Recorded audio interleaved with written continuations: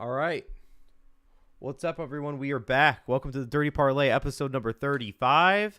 And with me today is the guy that couldn't make it last week, Nathan. How are we doing?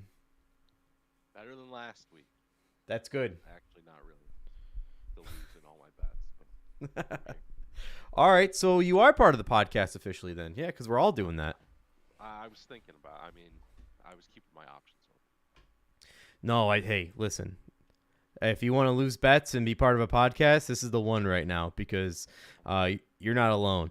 Also with us, as always, is Darren, but Darren cannot be here. He is on vacation. He's trying to make it in, but the storms aren't letting him. So, Darren, we'll be seeing you soon, I'm sure. Maybe even tonight. Who knows? But yeah, welcome back. We got episode 35. I have quite a few things I wrote down I want to talk about.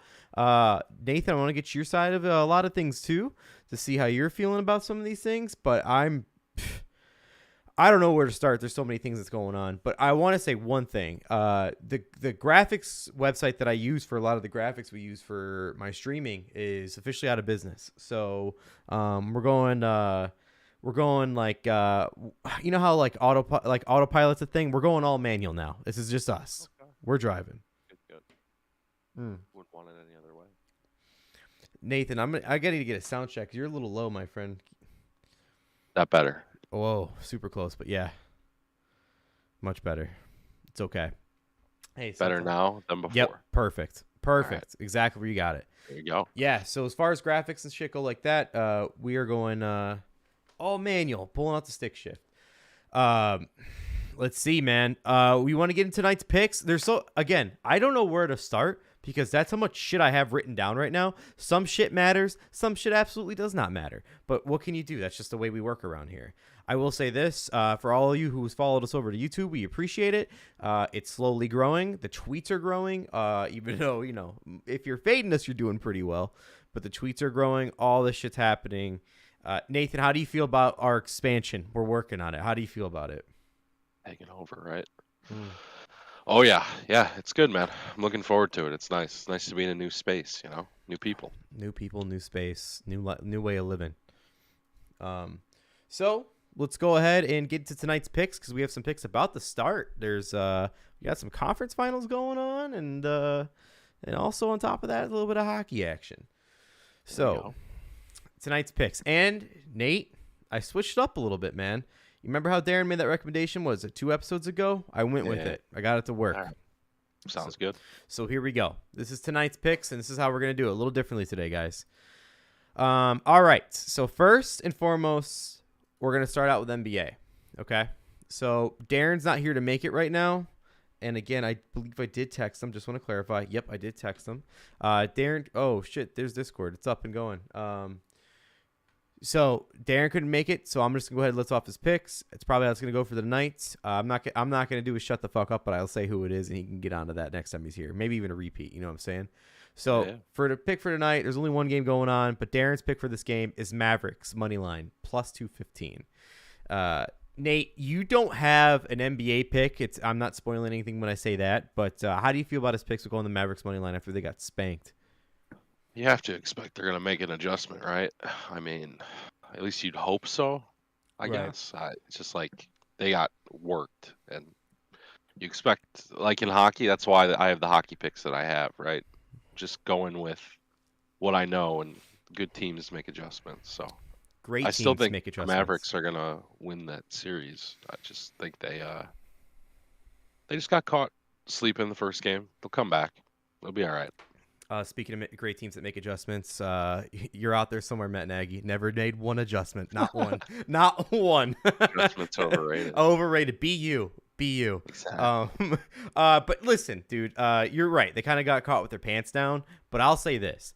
The Warriors are a hot team, okay? We know who the Warriors are. And also, like, you just came off of everybody's probably heard this take by now because we record this on Fridays. But, this has been, day or two since it happened? No, it's been a whole day. I just listened to every fucking podcast and sports radio show today. So maybe I'm the only one that heard this multiple times. So maybe we're in luck that way. Anyways, they just came off of a hot win against the Suns, who were, number one? I think they were number one. the highly rated team, the can they get back there kind of team. So coming off of a fresh high like that, and then you go to a completely different team, and like you said, they just didn't make their adjustments, or they need to make adjustments. I can see the Mavericks winning. I can see Darren hitting this bet 1,000%. Yeah, definitely. But will Luka be there? I had a bet on Luka last night. I had him over 33.5 points, and he got like 22. And I did it because that beer picture. And again, people were saying that was from the night before, but I like to think that it was for the day of. So you be the judge. All I got to say is look at Boban's fucking meaty clacker hands he has in that fucking picture. His hand is like the size of Luka's face. But yeah, so there's an asterisk next to Darren's Mavericks pick there. You'll see why soon, okay? But in the meantime, I have picked tonight. I got Warriors -6.5. I just think they gotta be the team that breaks that streak of like trade home games. You know what I mean? Because that's been happening a lot in the NBA. And I think if any team's gonna break, it's the Warriors. Now, granted, I am ice fucking cold, but we'll get to that later. All right, so that's the NBA slide we have. Oh, I'm sorry. I have another one for tomorrow. This will count on my podcast record for the week, by the way. I have the Heat +7. They won't win, but they will cover. So +7. I like that. I like that it's a big number. I don't think it's going to keep being trading blowouts. I think it's going to be an actual competition here. Okay. But yeah, so okay, that's our NBA picks. Now on to the bone of the meat of the bone here. NHL. So we're gonna start this one off with Darren. This is how we're gonna do it, Nate. Since this is a new format we have rocking here. It's gonna be Darren goes first, you go second, I go third. But we're gonna pick the same game in a row if we all have the same game. You know what I mean? Yeah. So if he picks one of the two teams or the over under, then we'll go from there. So Darren's got Hurricanes money line. Nathan, who do you got? Yeah, I went Rangers money line. So tell you I mean, if you know anything about hockey, tough loss for the Rangers first game, own goal to end it. I mean, I believe in their coach. I believe in their goalie more than the kid for the Hurricanes. So I mean, we'll see, man. I just like hockey teams to bounce back after a tough loss. It's usually the way it goes. So.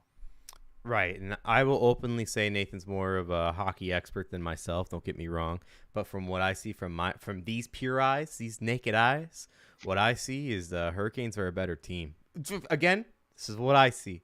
So I'm taking a -1.5. Yeah, I'm not going money line. I'm gonna put the skate on the throat. You know, I was the only guy in hockey, college hockey, to ever try to take my skate off and stab somebody. So I'm just playing. Oh, I watched that movie the other night, man. I was dying laughing going to bed. It was awesome. Yeah, it was so great. Shooter McGavin. I'm telling you, when we get back out there golfing, TJ needs to be the next shooter. That gif of him shooting the lasers, I was dying for like an hour. All right, so. Darren's also got another pick, of course. We have another game going on tonight. Darren's got Flames money line, too. Nathan, where does that leave you?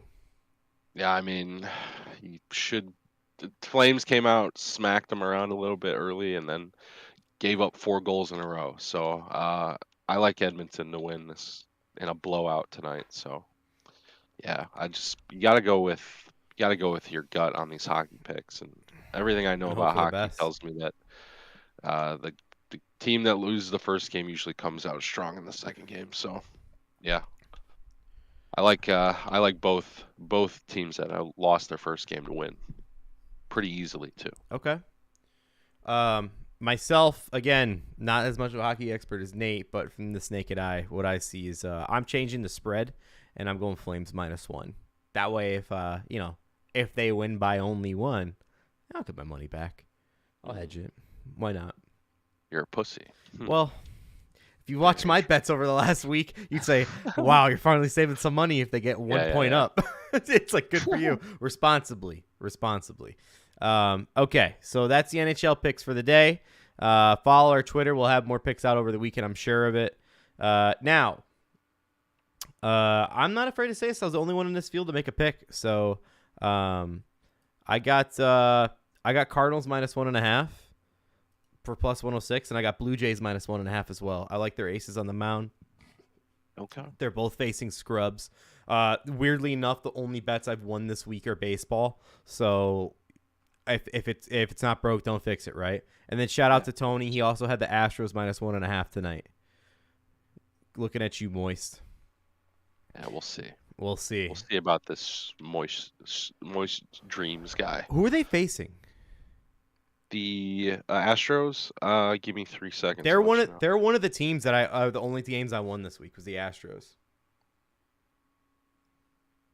So shout out. I'm just not picking them back. Oh yeah, take it home, Moist. And then I got another category up here. I might be the only one betting it again, but I'm picking a soccer match.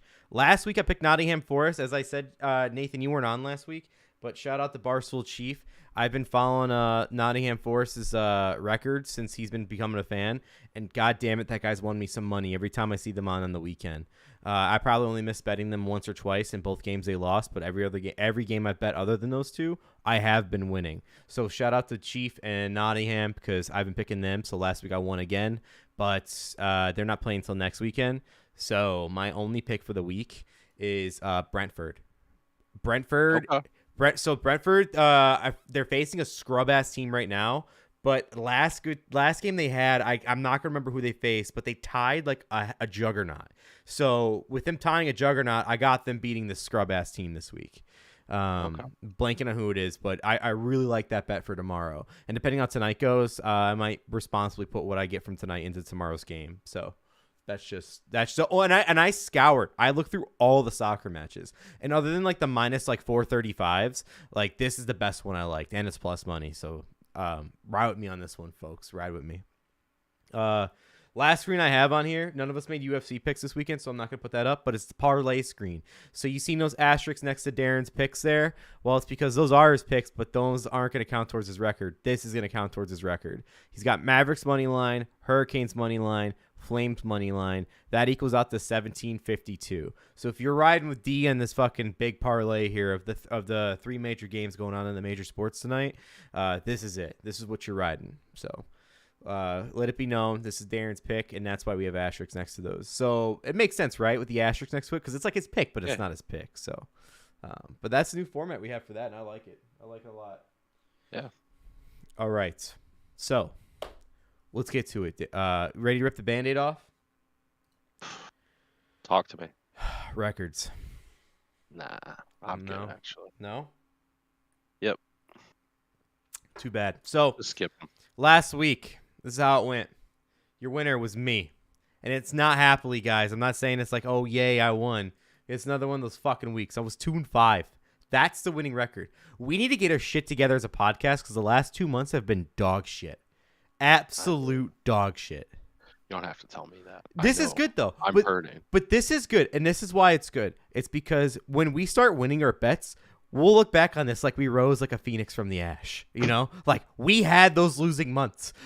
We had our non-NFL months, and we recovered. We're coming back, and we're coming back strong. So we'll stick in this fucking rebuild stage right now, but we're coming. All right? And the second winner of the week is none other than Darren. Do you want to guess what his record was? Like, how he's second place? 1 in change, 1 in 4. Oh, you're so far away. He was 0-1. That's second place because you were 0-3. I mean, I should get points for at least like going out on a limb for fucking bad. Listen, I'm not against you on that, but then when you bring in like the win percentage out of like, you know what I mean? Like I respect it. Because he's got another fucking only one bet this week with the fucking parlay. He's being the pussy about it. Don't get on me about it. He's making the risk. But, man, for the record. So, that leads the May pod so far for the record is me at 5-8. Again, I'm not proud to wear this belt. Yeah, exactly, Nate. I'm not proud to wear this belt, but we need to do some homework, all of us as a podcast. That leads Darren at second place for 3-6. And you're at 1-4, my guy. 1-4. Because you went 1-1 for the first week. Yeah, that's about, That sounds about right. Yeah, man, I don't have any excuse.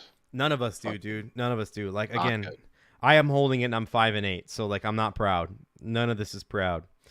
Okay, getting my notes. I have a lot of notes written down, so we'll go through it. Damn, one of these topics I really want to see Darren's fucking blood boil. Jesus Christ. But we can't do that, so it is what it is. So, do you want to start with the shut the fucks up, or do you want to get into a certain topic right now? What, Is the topic good or not? I mean, we can do the shut the fuck up. That's fine. Okay, you know what? I'm always down for that. Let's go ahead and rip off the shut the fuck up Band-Aid too. I kind of like starting with the shut the fuck up because it gets us a little heated going into the pod. You know what I mean? Like it gets it gets that blood boiling a little bit. Get you thinking, get your heart pumping. Give the people what they want. So, guys, for the shut the fuck ups, we're gonna have to skip Darren's. I know, it's sad. So in order to do that, I'm gonna do a little trick here. I'm just gonna skip that screen entirely, okay? That way, if he wants to use it for next week, we won't spoil it. Oh no, I'm next. Okay, let me get mine then first. I'll get mine out of the way. So Nathan, get ready to fucking rip on me a little bit, but let me get my spiel out before we do this, okay? And before we do that, let me wet my whistle. I'm just gonna take down this drink real quick.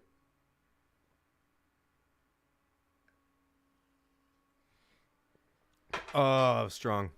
Okay. My shut the fuck up.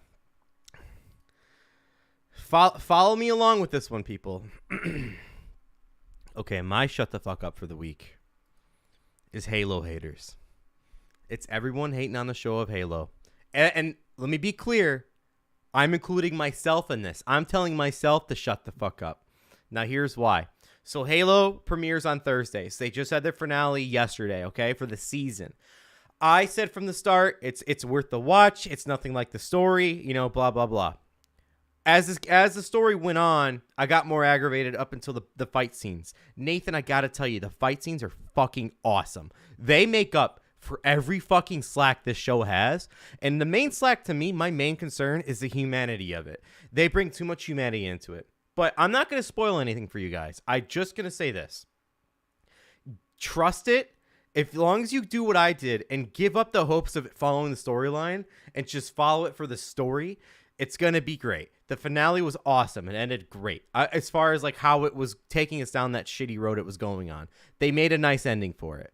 And they're coming back for season 2. Now, here's the other thing. Don't give so much shit to the guy that plays Master Chief, because I watched that guy do other shows that I really liked. And when they announced he's going to play Master Chief, I was thrilled, because obviously they're not going to bring the main voice guy into it. They're not. If they did, perfect. But they did bring the original Cortana into it. I was happy about that too. They also show off more of Dr. Halsey, which, if you're a big Halo nerd like I am, she was a huge part of the Spartans in the games and shit like that too. And hopefully you see more of her in season 2. And hopefully, she has the same path as the games. I'm not going to say anything like that. You follow along if that is what it is.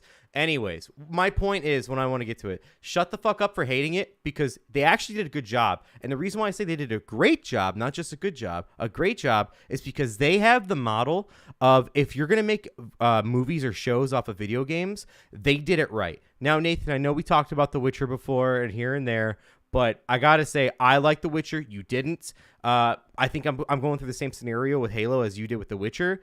But their graphics and like the time they spent to like somewhat make it, let's just say, a branch off the storyline, they did a fantastic job. So everyone that says like, oh, he took his helmet off, or, you know, I could say a lot more, but I'll wait down the road to say more. But just fucking give it a chance, because the fight scenes alone is what made it all worth it. And if you are like me and you watched it and you say the fight scenes were worth it, make them hear it, because that just means you're going to get more of it next season. That's it. End of rant. Nathan, go ahead. Call me a nerd. What you got on your You are a fucking nerd. Yeah, I mean, an big. absolute fucking nerd. Yeah. It's sickening to see, but I haven't spent any of my free time watching that show, so I'll take your word for it. Video game shows are like 0 for 50. So, exactly. And these guys did it pretty right for a video game show. Now, there is a shut the fuck up I wanted to use, but we're going to have a little segment on them coming up, so I'm not going to use that. So this is my backup. But I'm so happy with it. I'm happy with this being my shut the fuck up. It's a very limited audience, but it's something that, you know, it's important to me, and that's what shut the fuck up is. It's important to us. So, all right. So let's go ahead and skip Darren's now, because, you know, he's not here, and he might want to use this next week. Oops, I'm going to get this right. And me knowing Darren and you knowing Darren as well, he's a grudge guy just like yourself, so most likely he will want to use that next week. Okay, Nathan, who's your shut the fuck up? Blake, I go into shut the fuck ups happy, excited to get whatever I'm going to complain about off my chest. I enjoy this segment of the podcast. It's something I look forward to every time. I'm sad. I'm sad this week, Blake. I'm sad this week because the guy that I have to tell to shut the fuck up was a part of my life ever since I was a wee little lad watching UFC Unleashed on Spike. And it's a sad day. It's a bad day, Oh no. in the words of our Lord and Savior Jersey Jerry. But my shut the fuck up is Nate Diaz. And it hurts. It really does. But Nate, please shut the fuck up. I am so fucking sick and tired of hearing this guy go on and on about how the UFC doesn't give him any fights and this and that. Oh, woe is me. Fucking Nate, sign to fight somebody or shut the fuck up. I don't want to hear it anymore. The fight he should be taking, the only one he should be taking is Conor 3. They've offered him a ton of shit. He's turned them all down. I'm just fucking tired of it, man. I'm fucking sick and tired of it. Please.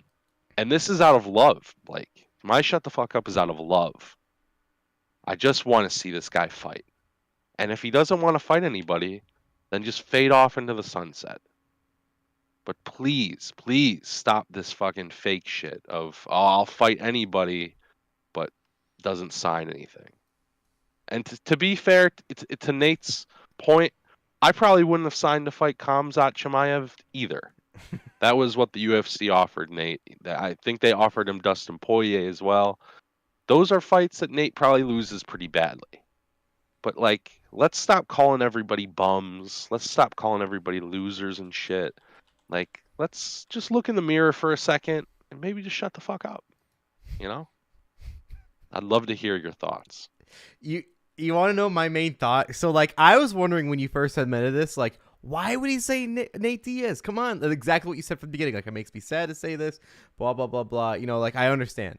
Like, and that's when it, like, hit me. Like, okay, I understand. But you know what it really reminds me of? Like, dead ass at the end of the day, you know what it reminds me of? It reminds me of that kid that we all knew in, like, in elementary school who was like, come on, pussy, you can't eat that spicy shit. What's wrong with you? It's like, all right, you want to eat it? No, I'm good. I'm full. You don't have any water nearby. Like, that's what this reminds me of. It could just be me. It just hurts, man. It just hurts.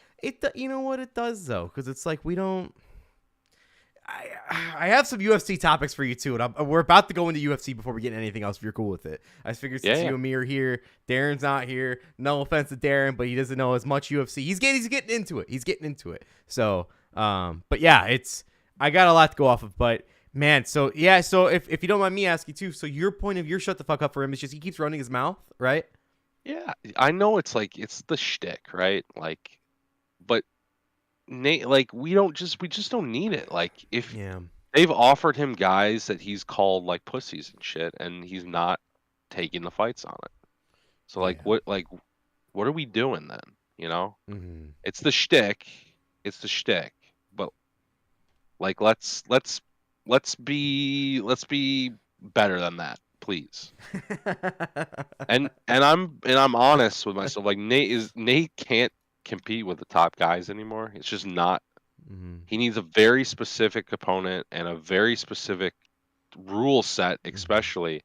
Like Nate has to be a 5-round fight, and it has to be against a guy who's willing to stand with him and not like kick his legs and shit and just do easy stuff. But like Nate needs a 5-round fight. A 3-round fight and never work because he can't take the damage and wear the guy down and like melt him. So it's like the fight is Conor for Conor's like first fight, but like he keeps calling all these guys out, and it's like they're being offered. But so either sign it or like stop talking. Please. But can I say this too when it comes to Conor? Like in all seriousness, maybe you have a better explanation than I do. But if I was Conor, I wouldn't want to fight him. I would think of it like a step down. Am I right or wrong on that? No, that's true. I mean, they'll sell a ton of money. No, money-wise, you're right. Like they'll be the headline event of a non-championship. Like you're exactly right. They'll sell a lot. But as far as like, if you want that belt back, do you fight Nate Diaz? Yeah, no, you don't. But it'd be a tune-up fight for him, and Nate would make his money. It's true. You know, it's just one of those things. Like Nate needs a specific setup for things to go well for Nate Diaz, and it's not going to happen all the time anymore. Like, they were trying to sacrifice him to the gods, trying to get him to take Kamzat at 170. So that's not a fight Nate's ever going to win. Mm-mm. It's just not. Mm-mm. So they're like, I get where he's coming from. I feel like the UFC is sort of doing him dirty a little bit, but like, either be about it or like, let's stop talking about it, sort of a thing, you know? Yeah, and like I said, it's just that fucking kid that just talk a shit but doesn't want to back that shit up. Yeah. Oh my god. And not to say like Nate's a gangster, so maybe he will take the fight, but let's just sign for a fight then. Yeah, but if you're really that gangster, wouldn't you just been fighting all along? Yeah. Okay. So there's two things we consistently do on this podcast. Can you tell me what that is, Nate? Lose gambling bets. Okay, 3. I'm sorry. That's 3 then for sure. No. Fill me in. All right. So Nathan updated the chart. You're right. 3 things we do on this podcast is well, 2 things for sure since like ever, but the third one being like we lose gambling bets. That's been a solid like month we've been doing that, or I'm sorry, 2 months. 2 months. So here's what we do: we lose bets because that's just us. I'm sorry. I'm also at the same time as I'm talking here, I'm trying to make sure I had to change something in the slides. Okay, so we lose gambling bets in the last 2 months.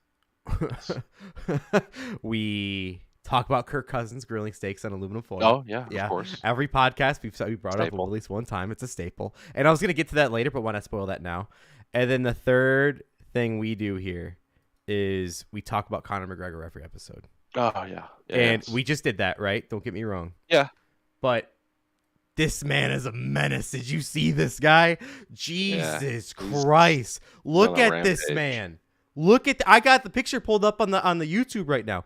Look at this guy. He is ready to fucking fight. A big boy, eh? He's a big motherfucker is what he is. Who's like he fighting? A gorilla right now. Yeah, a gorilla for sure. Who's he fighting?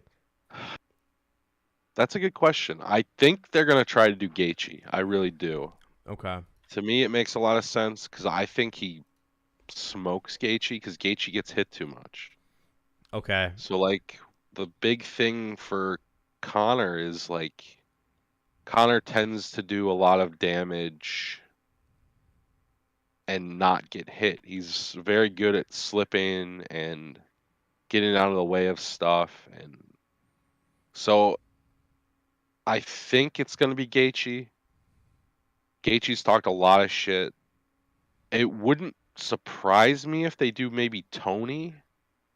They're gonna feed someone to him. Yeah, they're gonna feed someone to him. So it just depends who the scrub will be. So, I just figured since we had a little McGregor on our mind, we talk about how much of a menace he looks like, and then at the same time see who we'd fight.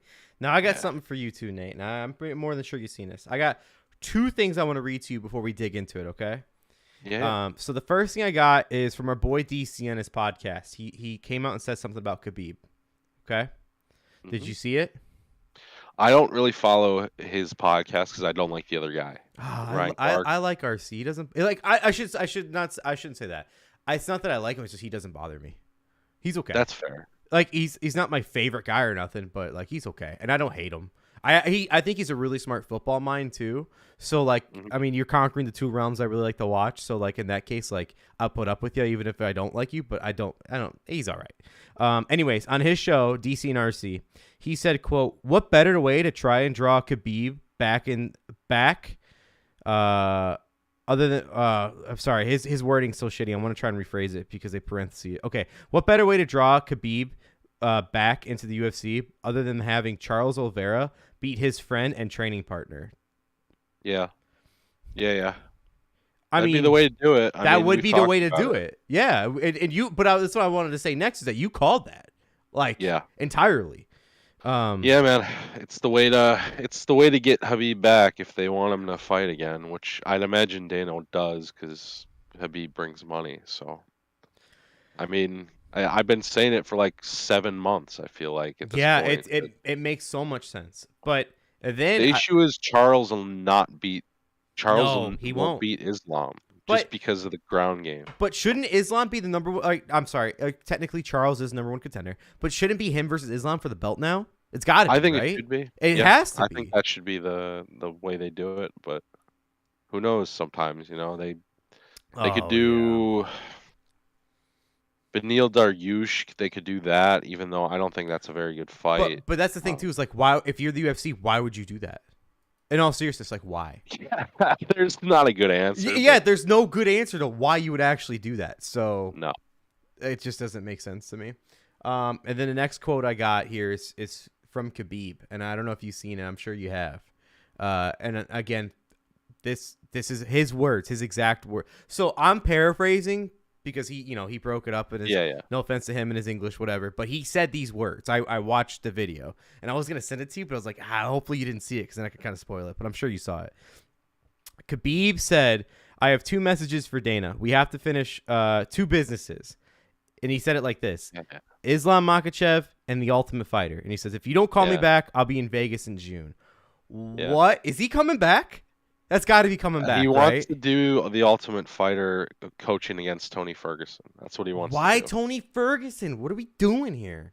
Just because they've always had that rivalry. That fight got scheduled like 400 times, and Talk about a each tune-up time fight, they got though. fucking injured. So it wouldn't be it would be the show without the fight at the end. So it doesn't make any sense to me. If Habib was gonna come back and fight Tony at the end of it, maybe. Because it's a tune-up. But he would for have to. Habib, He would but- have to. Like, you can't just... Yeah. Has there been coaches that don't fight? Yeah, I mean, I don't know if there has been the only one that definitely they didn't fight was when they did the Black Cillians versus Oh, um, yeah, versus ATT, because there wasn't any coaches. It was just the both organizations. Yeah. So that was one of them. Chuck didn't fight Tito because Tito pulled out with an elbow. But injury? that's different, though, Neck because, like, injury? you were going to fight. Yeah, so there's been cases where the guy hasn't made it to the fight, but I don't think there has been one where there's two fighter coaches that don't fight. Right. But that's how this one would be, because Habib isn't gonna come back, unless it's Conor, I think. So. I mean, or Charles wants to beat his boy, if he can, but he won't. Yeah. He can't beat him. I just don't think he does. So I have a lot more topics to go over, but as far as UFC goes, that's the last I got written down. Is there anything UFC you want to get off your chest before we move along here? No, the card this weekend sucks. So Yeah, don't Holly watch it. Holm's the main event. And Holly's like one of her last 5. I was think. gonna say, like, if you had this like 2 years ago, it'd be probably interesting, but it's just. I mean, I I don't know anything about. Yeah, I just don't know anything about the other girls. So. Yeah. Okay, so let's get into the big news of the week so far, shall we? Yeah, I think I know where you're going. College drama. Yeah. Have to. You have to talk about it because there's a lot to say about it. So for those of you who don't know, Nick Saban is out for Jimbo Fisher. Nick Saban threw the flu. He launched the first missile. Okay, he did it first. He went out there and he did it, and then Jimbo held a press conference to come back at him. It was a great press It was awesome. It was so great. Okay, as far as like a meaningless press conference. So I'm gonna read you the initial story that broke from your boy Shefty. Now this is from Adam Schefter. The moment this happened from Nick Saban, he says, Alabama head coach Nick Saban singled out Texas A&M for quote unquote buying its top-ranked signing class and threw a spotlight on the unintended effect of name, image, and likeness rights on the recruiting during an event with the local business leaders Wednesday night in Birmingham. He said, quote, I mean, we were second in recruiting last year. A&M was first. A&M bought every player on their team, made a deal for name, image, likeness. We didn't buy one player, all right? But I don't know if we're going to be able to sustain that in the future because more and more people are doing it. It's tough. Okay, so that is what Nick Saban said. So then Jimbo came back the next day, held a press conference. he, pretty much had him in question. The one quote I wrote down, and I should have wrote down most of the press conference, but I didn't. He goes, "Quote: We built him up to be the czar of football. Go dig into his past." And then he also said something like, "What was it like? The god of football became the god for a reason. Go look it up." And then they're like, and then one of the reporters says like, "You think he should be investigated?" He goes, "I didn't say that. I just made a statement." It's like, all right, Jimbo, I see you. But before I have any more, because I have more notes to write on it, Nate, let's get your perspective into it. What do you feel about this? I think Jimbo's right. Okay, tell me why. Doesn't mean that maybe Texas A&M did everything by the book. I don't think any college program does.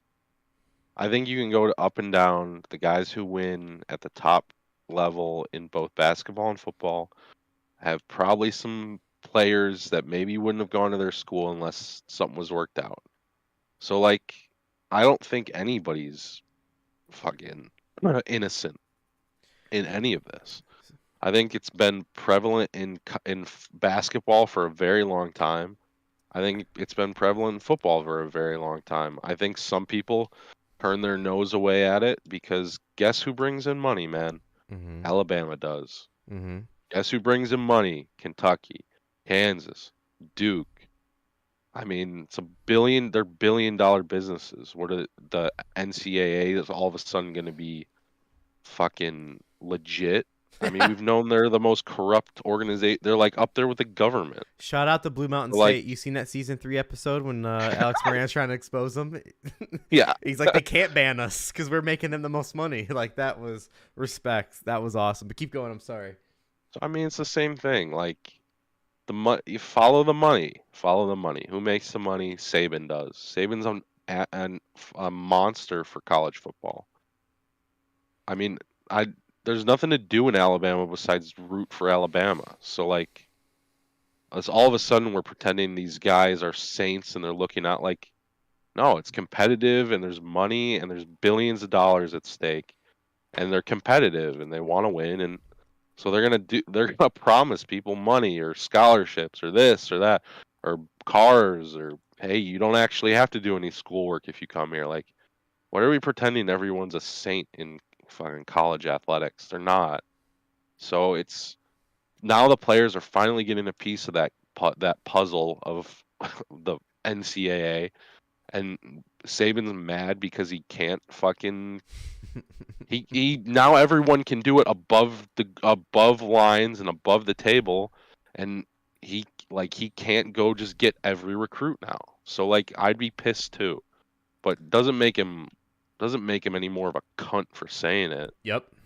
So Like I'm so much more on Jimbo's side than I am on Saban, and Saban's a fucking crybaby.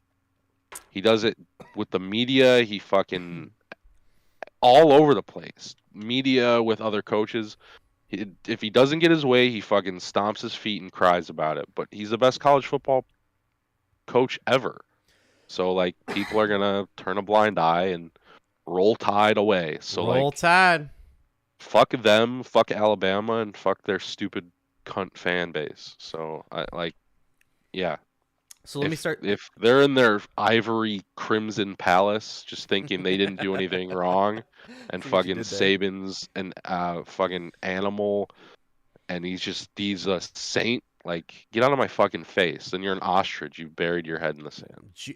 My God. Way to fucking name drop that one. I want to start this off with what I'm about to say in our group chat on Instagram, which Nathan's not on. He doesn't see it. Is Dalton. I sent that the Jimbo Fisher press conference to Dalton with Darren and Ethan in it. And the only response back I get from Dalton, he goes, Saban owns him. And then it gets a like from Darren on there. Because I was really hoping Darren to be in this because I think Darren's more so on Nick Saban's side just from seeing that. That's the craziest shit. And I guess that's just me drawing massive conclusions. But yeah. But I hope you're right because that is fucking. I hope I'm right too because it would have been awesome if he was here to hear him defend him. I'm on Jimbo's side, and let me make this clear too. I hate both of them, but they're both great for the SEC, which also brings in my final point when I bring that part up. But it was It was a guy on ESPN said it best. I forgot who it was, but he nailed it perfect. He goes, when Nick Saban did that, he broke the honor among thieves. And that Yep. that is the perfect way to summarize that. Because what happened is that you're getting pissed that the NIL came in and helped out all colleges, all of them, every single one of them, because Alabama got recruits. I don't care what anyone says. Not legally. Like, it's just the way it is. I don't want to say the word illegally, but, not legally. Allegedly. Allegedly. Alabama is the king of it. And now people say, oh, football is more corrupt than college. Basketball's more corrupt than college. I disagree. I think both are. It just depends on what programs you're looking at. Like Coach K at Duke. Obvious. Alabama, Nick Saban. Yeah. Fucking the guy Kentucky. I'm for fucking Calipari. forgetting his stupid name. Calipari is one of the most dirty fucking guys out there. You think this is slick back? This is pushback, okay? Yeah. I was a piece of shit. I used to be a piece of shit. So anyways, yeah. But no, it depends on what college program you go to. Jimbo Fisher, I set it off. I don't want to say it on pod. But anyway, so what? Jimbo Fisher used to be the head coach of Florida State. Obviously, they didn't do shit right there. You can't tell me that they did. And I'm just saying that as a Gator, as a Gator fan and a hater of Florida State Seminoles. But then he went to A&M and he took that massive contract because that's what it's all about. It's all about the money. Who gives a shit? And Nick Saban is just mad that he can't get players the way that Alabama's always gotten players, allegedly. Now there's teams that are getting these high-name athletes because they're paying them more. And then that's, I don't know if you've seen it all, Nathan, but last week's episode of The Dirty Parlay, my shut the fuck up was the NCAA because of now they're going to investigate the name, image, likeness from last year after admitting the rule. So pretty much like they made the rule happen. The rule went into effect how the rule should be in effect. And they're like, oh, wait. We're gonna look into it now because maybe what you guys did was illegal after we made that rule.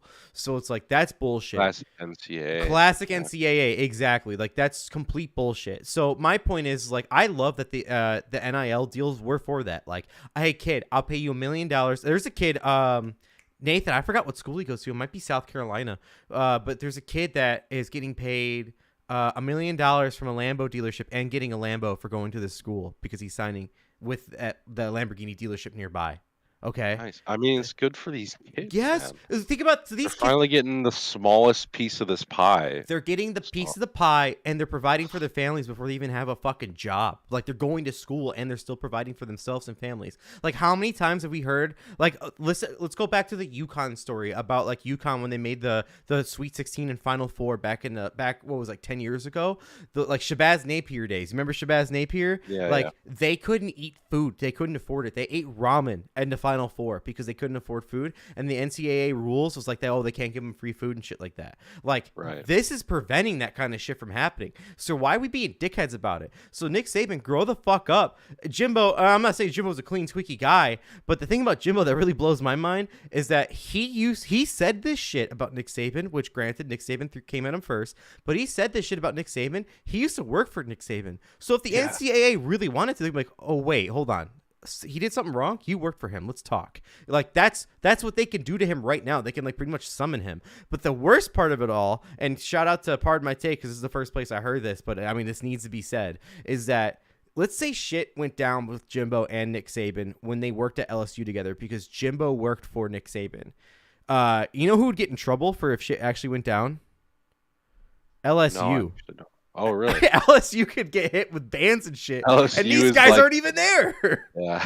Like, LSU's it's like, fire. could you please not? Hey, guys, can you shut the fuck up about what you did when you were here? Because you're you know gone. the verbal meme, the kid with the Wendy's with the cup, the little black kid. Yeah, just give him the side eye. That's LSU. That's LSU, right? Exactly. So Brian Kelly's out there going, "Not my family." Like, come on, bro. Like, don't do it to him. But yeah, that's what's happening. Like, LSU could get hit with all this shit. Now, it's so fucked up.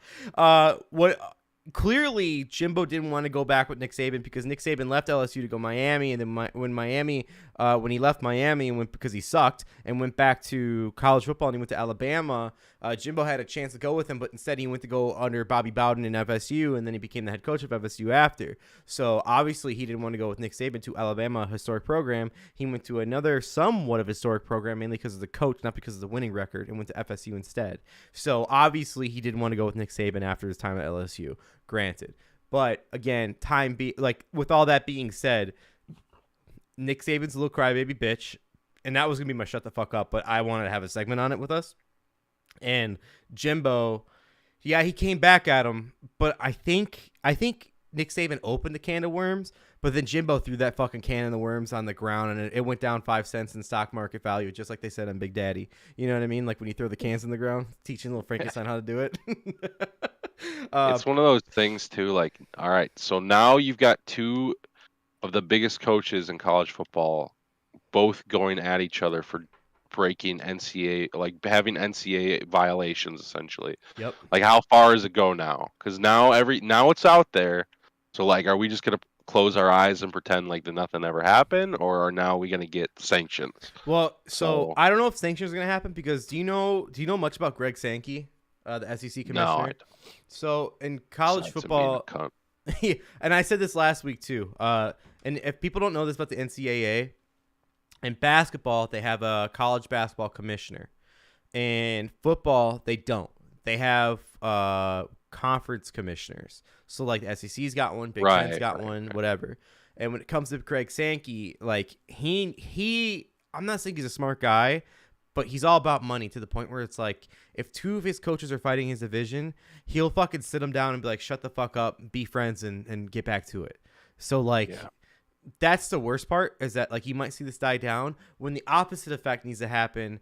I want to see like, do you remember when Harbaugh met Jim Schwartz out in the middle of the field and they almost threw fucking punches? Yeah. That's what we want to see. That's what we want as fans. We want the animosity. We want Nick Saban to go into College Station and for College Station to rip them apart. And likewise for Jimbo going to wherever Tuscaloosa. Like that's what we want to see that. So why take that away from us, Sankey? Why take that away from us at all, NCAA rules? Like because then everyone gets investigated and no one makes any money. But like at the same time, like the NIL deals here, just go with what you said and don't backtrack. If you just don't backtrack, you're fine. Just don't. Like I think it's gonna be bad. I think it's gonna get real nasty, like really nasty. Yeah. But so that's our segment. I was really hoping Darren would be on because I'm like, hey, so you like that tweet? You on Saban's side or I just want to know. Okay. That is the last slide I have, but I do have more topics, of course. I figured now too, if there's like little topics we could just talk about, we'll just have our banner up. I don't need to make whole slides about it and fucking ruin an afternoon. I was having fun on GTA today and just fucking goofing. Okay. So since Darren's not here, let's talk a little Bears, shall we? Just a little bit. Yeah. I got two topics I want to talk about. I don't have the tweet up on my screen, but I do have it saved on my phone. Akeem Hicks posted a picture and then shortly after deleted that photo. And that picture, and this is on his Instagram account, that picture was him sacking Aaron Rodgers. So he quickly posted it and then deleted it. So my first thought, it's one of two things. He's with the Bears or he's with the Packers. And I say that because if he posted it like, oh, I'm with the Packers now, he'd be like, I went from sacking you to now being in your team. Or if he went with the Bears, he'd be like, I'm fucking at you again for another season. Here we go. So what I bring that up is, obviously next year our cap is going to be insane how much money we have supposedly right now in books. But as far as this year goes, would you want Akeem Hicks back? And is there a certain price point where you don't want him back? I would want Akeem Hicks back, I'll be honest. It's a selfish decision for me, but I think like it would be sad because the guy wants to retire a Bear, I guess. So like it'd be sad for him not to. And I don't think he'll expect that much money. So plus he's just that like it's like I use this for Jason Hayward, and granted, it's a big difference because look at fucking Hayward's fucking contract. Jesus Christ. But like Hayward, I hate to say this, but it's true. I'll pay Hayward that same contract all over again to give him another fucking ninth inning speech to give us a fucking go ahead run to win the game for the World Series again. I'll pay him that $200 million again. Let's fucking go. All right, so you're crazy. But that's So that's that. But that's for one speech to guarantee you the title. Now, when I say that, I'm not paying that to Akeem Hicks. I'm saying that because I will pay you a good amount to be that locker room voice we need, because I think that's an underrated skill when it comes to NFL players nowadays. And now I said, obviously I used the Jason Hayward comparison with baseball, but I truly mean that when it comes to the NFL, being an NFL fucking meatball. I've seen a lot of this shit, and I think that's an underrated thing. He's a big guy, big presence. He lives at what Bear culture should be. He's a man of the people. Pay him, obviously, like you said too. We know he's not going to ask for a shit ton. Pay him a year's worth of whatever like the good median is, and have him come back and retire as a Bear. What are we losing? What are we fucking losing? And we just lost Eddie Goldman. Like, what the fuck are we doing here? We need him in the middle. He's not going to be 100%, but we need someone. And you can't tell me Akeem Hicks won't make that one play once a month where you're like, oh fuck, that's why we got him back. You know what I mean? Like, you're gonna see it. So I'll pay him. I'll pay him the money. Yeah, I don't mind. I don't mind. No, not at all. I know some people be like, "Oh, you're fucking stupid. He's old." Like, yeah, sure, but like he's also that guy. Another report I read today actually was Robert Quinn wants out of Chicago, and oops, I just deleted that last part. And the rumor is that when he leaves Chicago, which it looks like he's on the way out. Again, rumor, alleged, nothing confirmed. No, like Adam Schefter, nothing. This is just a rumor from a Bears source. That when he gets out of Chicago, he wants to make more money than Von Miller. Because Von Miller signed that big contract with the Bills. I mean, so fine, get the fuck out. We'll trade you while your value's high, because we've seen the highs and the lows. He's our sack leader right now for our history. 2019, right? High being... Well, his first year he was a low. Yeah, and then his high being last year, right? 2020, I want to say. Whatever it was. Yeah, he had a really shit year. Yep, high being last year because he broke Dan Hampton's record. I don't care about that guy, and if he wants to leave, awesome. Your value's high right now, so just say less. I also don't blame him because the Bears are in a rebuild stage, and like you're in your last of your prime years if you're still in your prime. So yeah, for sure. Go get your best chance to win, and on top of it too, you just came off breaking a franchise record for a franchise that's known for defense. Like, let's be honest here, whether you hate the Bears or like the Bears, if you're a Packer fan or not, the Bears are known for their defense, and you just broke one of their stouted records of one of the greatest of all time. So, like, cash in while you can, homie. But I don't know if he's going to get Von Miller's contract. Von Miller got a weird, big contract, and it's all, like, open-ended because, like, if he retires, like, he's still not getting all that money at the end of it. Right. But, like, I don't know if you get more money than Von, but I do think you'll get a lot of money for what you're looking for, though. And also, who will take you right now? Because, like, if this is the case, you probably should have made that move before the draft. And not for the Bears' sake, but for your sake, before people started filling that position. Because this is a D-end heavy draft. A really D-end heavy draft. So I think you're playing your card. Well, that's the thing, too. Because, like, I don't think Buffalo already had a good defense, and then they added Von Miller. So. Oh, fuck. I didn't even. My brain's not working. Did you know he went there? Yeah, I knew he went there, but like I said. Oh, okay. I'm just making sure. Okay. Never mind. So actually, I've seen another article right here, and this is from NBC Sports Chicago. It says, with the Bears entering rebuilding, Quinn is 32 years old, but he's had a lot of injuries, ups and downs. Where is it at? I just saw that one thing that was like that tickled my fucking fancy there. Where is it at? It said Von Miller's name. Bad radio. I'll find it. Anyways, but yeah, this makes a lot of sense. If he's gonna go, you probably should have did it before the draft, before people started filling that position, because it was big. It was a big time to do it. Oh, here it is. Trading Quinn only makes sense if the Bears get a Von Miller level offer. So like how when Denver traded Von Miller, we get something like that because they got a good deal for him. I think you could get something like that. I don't think we should just let this guy go for. I mean, if he doesn't want to be here, then leave, man. But I also think we should get something for him because if we have a chance to cash in, please, like that'd be huge. Yeah, 100%. I just don't like.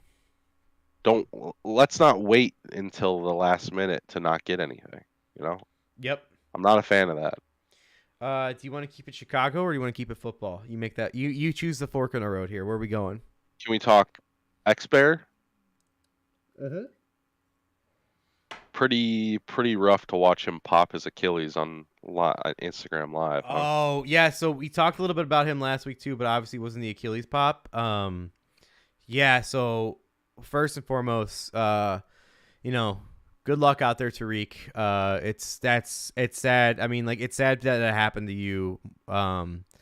You're trying to show off your skills and a freak accident happened, and he turned around. I think Pat McAfee said it best. He turned around like he thought someone kicked him. Like that's how hard he went down.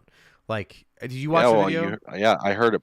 You hear it pop. I mean, you hear it explode. So and like when you tear your Achilles, it's like a fruit roll up. It rolls up to the back of your hamstring. Yep.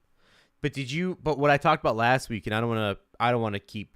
I'll do a briefer for the people listening on the podcast. But did you see his article he wrote? No. Oh, dude, it's a Nathan. Talk about a fucking heart wrencher. Like this is before he tore his Achilles. Okay, a week before he tore his Achilles, he wrote an article in the Players Tribune. For the people that did watch the podcast last week, just a brief synopsis of it because I went over it pretty heavy last week with Darren. He wrote an article about it's basically like a letter to himself about like. You know, I had to make a lot of tough decisions, and even though my decisions worked out best for me, it didn't work out best for me. He's like telling himself like, stick in there. Like, if you think practice is rough, like, trust me, it gets better. And he's like, you know, you didn't appreciate your mom's back when she was raising you and the decisions she had to make, but believe me, you know now that like she cared for the best for you. And then like Tariq's the oldest of three brothers. Okay, of him being a third. His two younger brothers, like, so when he lived in Carolina, wherever he goes to college now, or wherever he went to college, North Carolina, AT State or something like that, whatever. So he lived there with his mom and two brothers. His mom found another job because she's trying to support the three kids, and so she had to move. But she knew that Tariq's Korean football was taking off, and that he had a chance to go to this college, so she allowed him to stay with his aunt. And he said, yes, please, because I want football. She goes, okay, so she moves wherever she moves to. It's not terribly far, but far. Yeah. So he stays with his aunt, and he goes to college, and he says, I really regret staying as much as it's great for my football because I couldn't look out for my brothers. I couldn't tell them what they were doing was stupid. I couldn't tell them not to do that.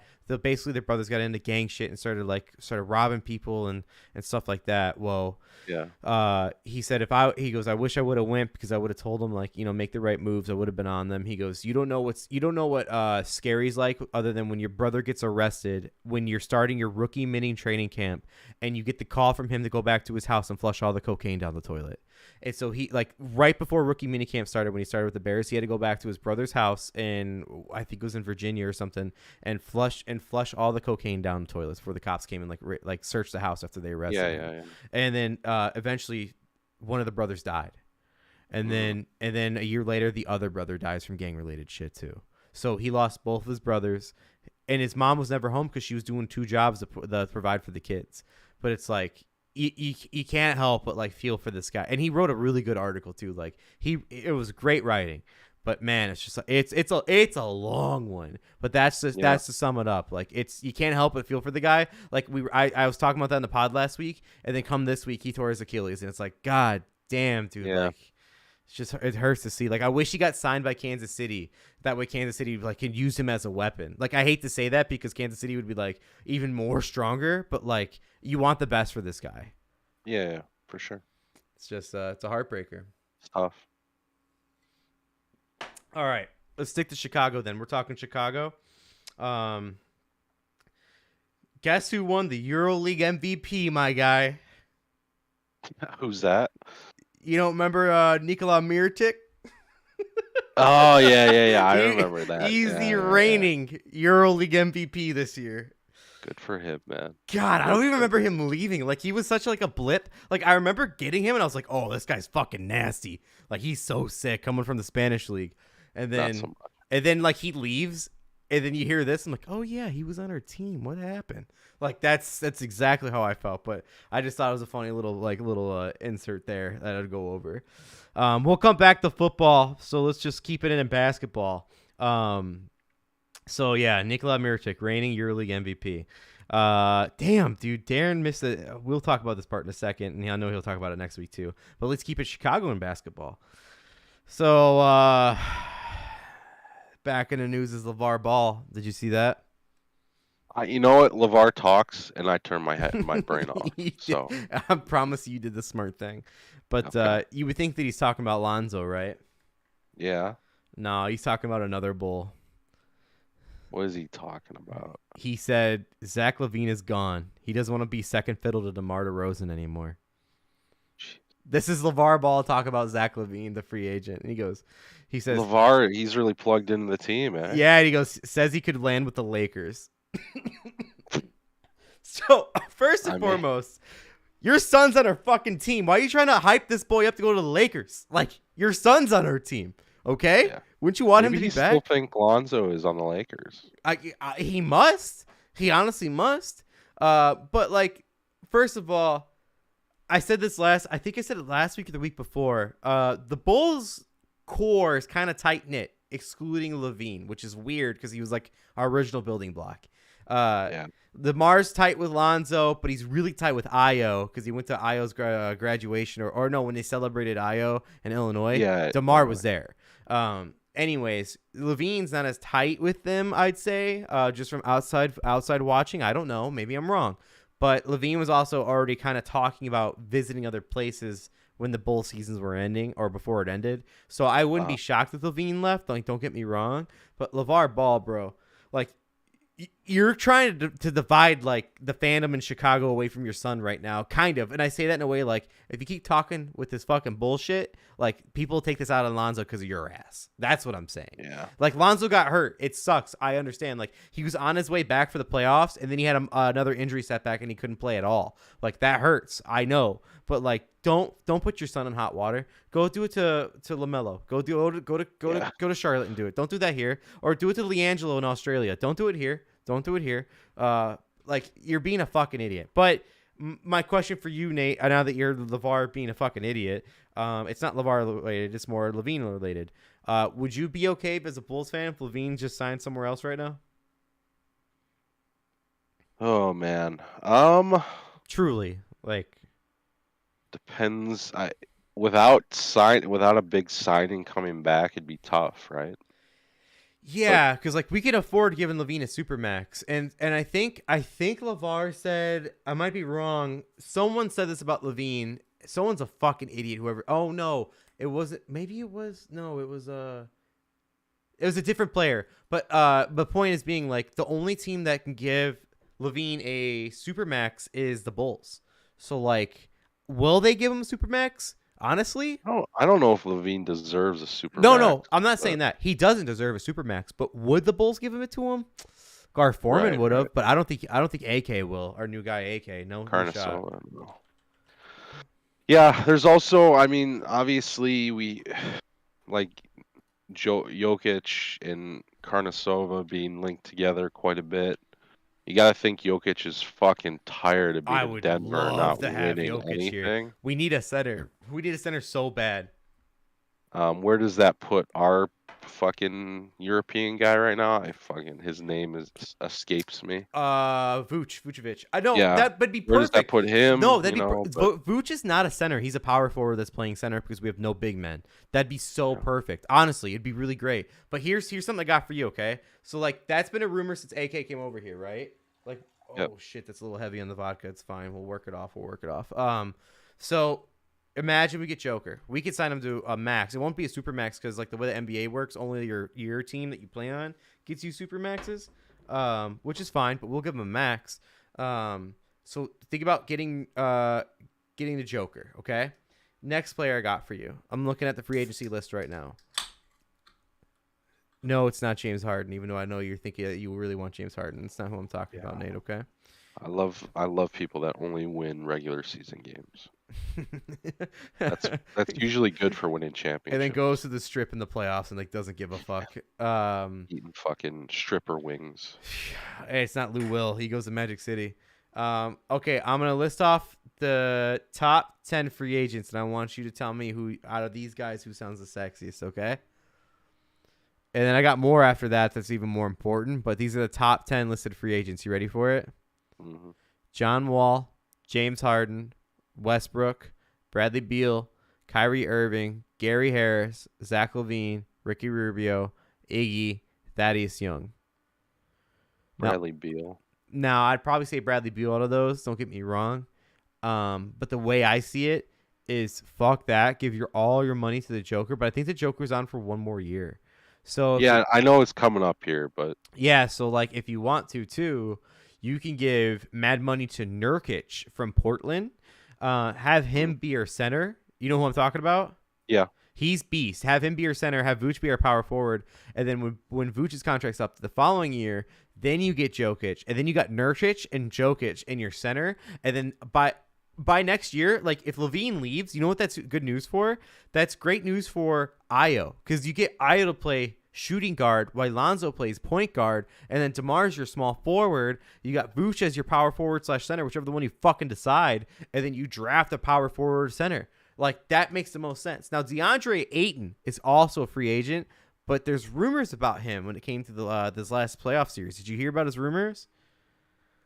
I don't like that Suns team at all. So like I don't really follow that much, but go ahead, hit me with it. Okay, so my point is that I like I hit the mic. I like DeAndre Ayton coming out of college. He was the number 1 overall draft pick. I don't know if you remember this. But DeAndre Ayton is nasty, okay? But he hasn't been playing his full potential. And get this. There's a rumor that he's addicted to video gaming, and he openly says it. And that's why he's always tired for practice. And they said that he at this last – was it the last game or second to last game of the series that just played? He took himself out after playing 17 minutes. Interesting. So I don't know if I'd fucking want that on my team, but sounds not good. Exactly. So yeah. So my point though being, Mo Bamba's a fucking free agent. I'd take him for a 2-year. Hell yeah. Mo Bamba's the man. I like him. Or get Rolo back, Robin Lopez. Fuck yeah.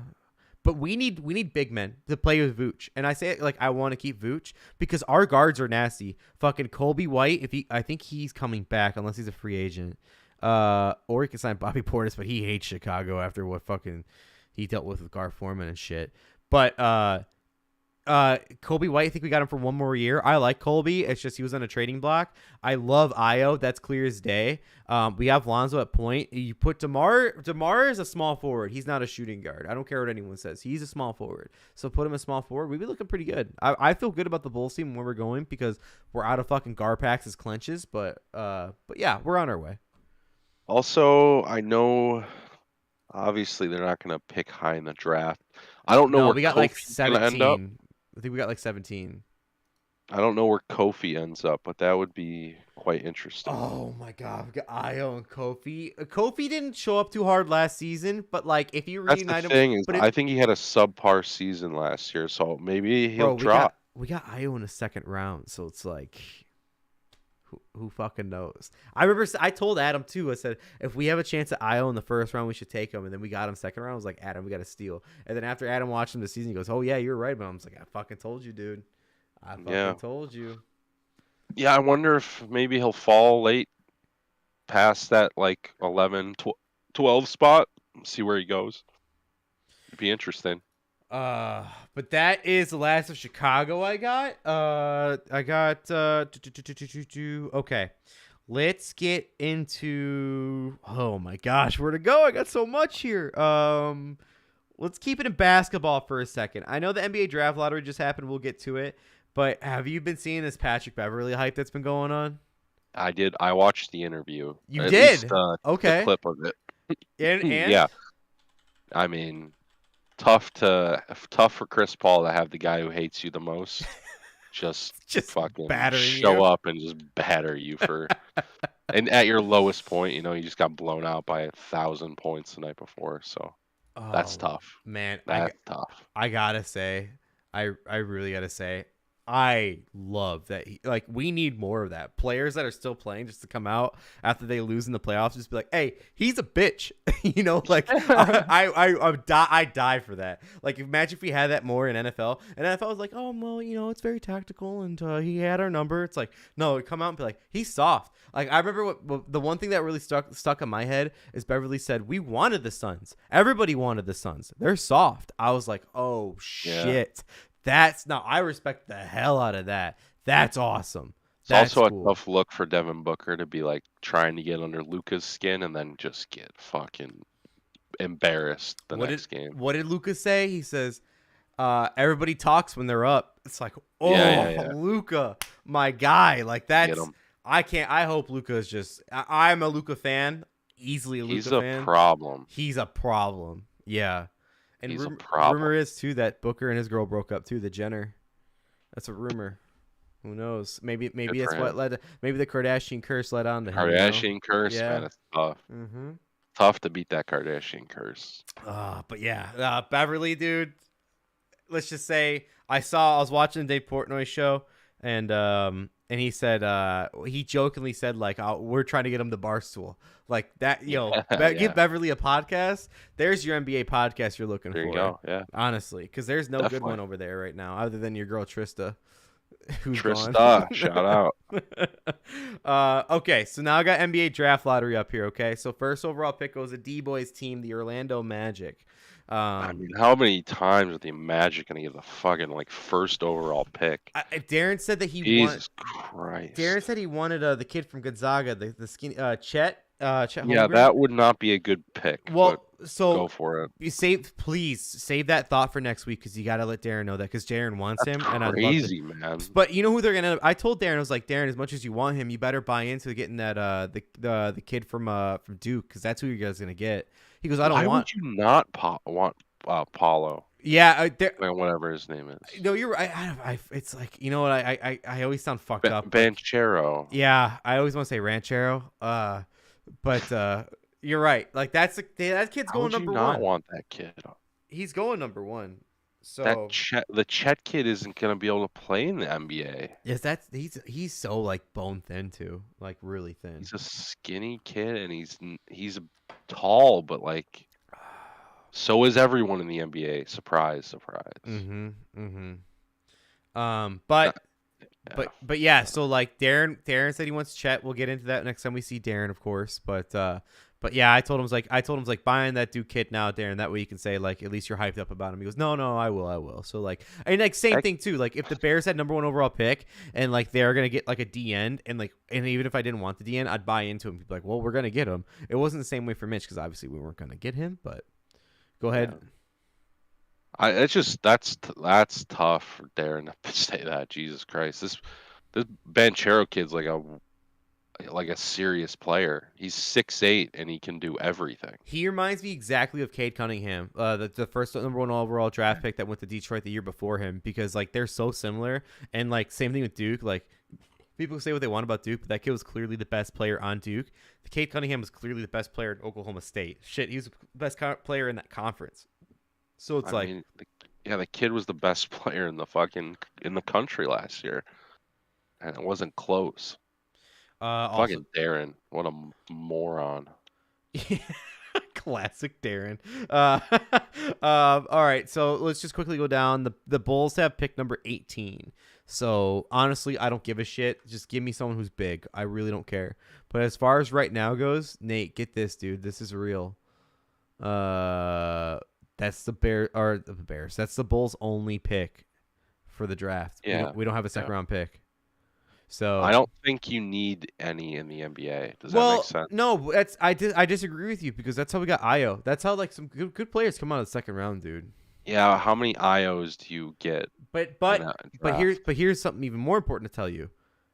That was AK's first draft, so like obviously the more picks for AK the better for me because all of Garpax's picks were like fucking just duds, all of them, really all of them. The best player they got was. I'm not even including Rose. I'm just saying like the last 5 years. Bobby Portis, and he's not even on the fucking Bulls anymore. So that's just my thought. Anyways, so that's NBA draft lottery. No, number one is Magic. Number two is Oklahoma City, and I didn't look at the rest. Fuck it, who cares? Okay. So any other basketball topics you got before we get into some? Let's get into some soccer. I actually think the Mavericks are gonna have a really good chance to win the whole thing. That's sort of my sneaky pick. So I disagree with you, and here's why I disagree with you. While we're on the topic of NBA, I disagree with you because the bench players played their fucking hearts out against the Suns, and the Suns are soft, like Beverly said. But I do think the Warriors are now getting into like, okay, now we're playing mode. Does that make sense? Like, and again, I'm not like a warrior like dick sucker. I don't want to be that guy, but they are that fucking good.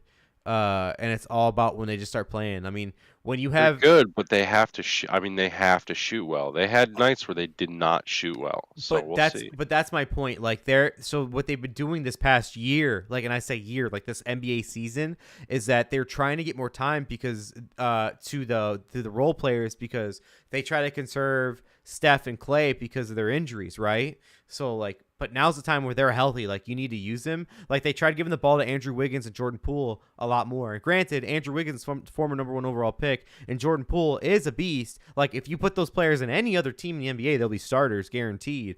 But the thing is, like, you have Steph and Clay. You have to use Steph and Clay like you did the last times you won the championships. So the moment that and I respect Steve Kerr. He's a great coach and great player. But like, use your fucking head, dude. Like, that's what got you there. Steph, Clay, Draymond. And that one year you had KD, obviously. But like, use them. Use them. You know who's an underrated player who I don't think gets enough credit? Is JaVale McGee. He's the biggest motherfucker. The fuck up. You're so fucking dumb. I say that because of size. I fucking hate you. All right. I say it because of size. Every team I'm pulling the fucking parachute on this one. Every time he goes to a team, like, fucking he makes a difference. Like, imagine if the Bulls had JaVale McGee at center this year. They wouldn't have done anything different than before. Fucking JaVale McGee is a bench rider. Oh yeah, he's a bench rider. I'm not debating on that. Bus guy. Fucking get out of my face, Blake. Jesus Christ, he's fucking been on like 17 championship teams in the last 6 years because that's all he just goes to. He signs the lowest contract he can. I'm not sitting here telling you the guy is literally why Shaqtin' a Fool got made. Oh, this guy. I agree. I'm not telling you he's the best player. I'm saying he's underrated because when he goes to a team, he is not underrated. He fills that center position. Like, that's what we fucking needed. We needed that as a Bulls team. Like, we didn't have a tall guy. We didn't have one. And that's all I'm saying is height. I'm not saying his skills. I'm saying his height. He just stands there in the post. It's easy to say he's underrated because he's been on like 90 good teams the last 3 years. You're right. He's right. Not because let's go put JaVale McGee on the Sixers or some shit. That's not even a good reference because the Sixers are fine. But I was gonna say they haven't. Jesus Christ, put him on the Rockets. Fucking, we don't know if JaVale McGee exists if he's on the Rockets. Okay, let me make this clear. I'm sorry, you're right. Let me make this clear. A playoff team having JaVale McGee. That's exactly what I mean. Like, you have the big presence in the post. And like you said, Shaqtin' a Fool's made based off of him. He gets dunked on. But the fact that you have a tall guy, because look at what Boston ended up beating the Bucks. That's guaranteed. But there was a point when the series first started where they were too afraid to drive the hoop because of the size from the Bucks. Like, that's what I'm saying. Like, all these, like, it got to a point where the Celtics ended up beating them because the Bucks ended up saying, "Oh, you want to shoot from afar? Shoot. Go ahead and shoot." And then they did, and they fucking won. Like, that's clearly what happened. But for teams that, like, you're a fucking crazy person. So. Put him. He was on Dallas like 4 fucking times in his career. Like, I mean, JaVale McGee is insignificant. So that's my argument, and you will not move me off of that. Oh, I'm not trying to move you off of it. Fucking I'm not trying crazy to move you off human being. Okay, so before we get to the next topic here, I just want to quickly go to the scores. Dallas. Who's better, JaVale or LeBron? Yo, be honest with the viewers. Catch JaVale in the paint, LeBron. Yeah, okay, exactly. So there it is, folks. There's your fucking JaVale McGee matters guy. Oh my God, my LeBron matters guy. But I want to quickly update you on the scores. Dallas is up by 7 with 2 minutes left in the first. New York and Carolina are still at a stalemate of 0-0 with half the second period gone.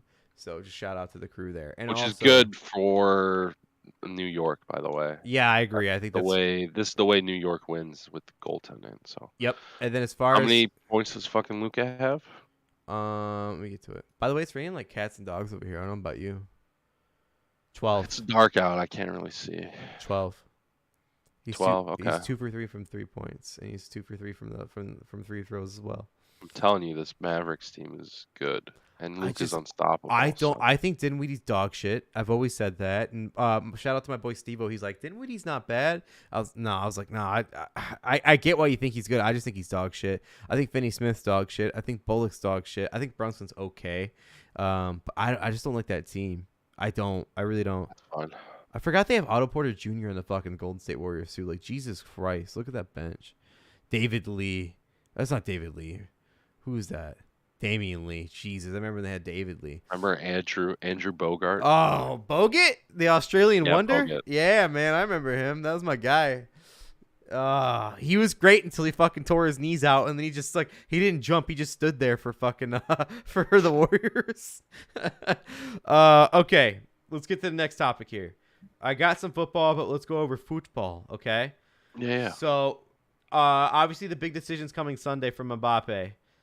He said he's deciding where he's going Sunday morning. Our time Sunday morning. I think it's like fucking 5 a.m. for us. And that decision's been made, by the way. Yeah, Real Madrid, right?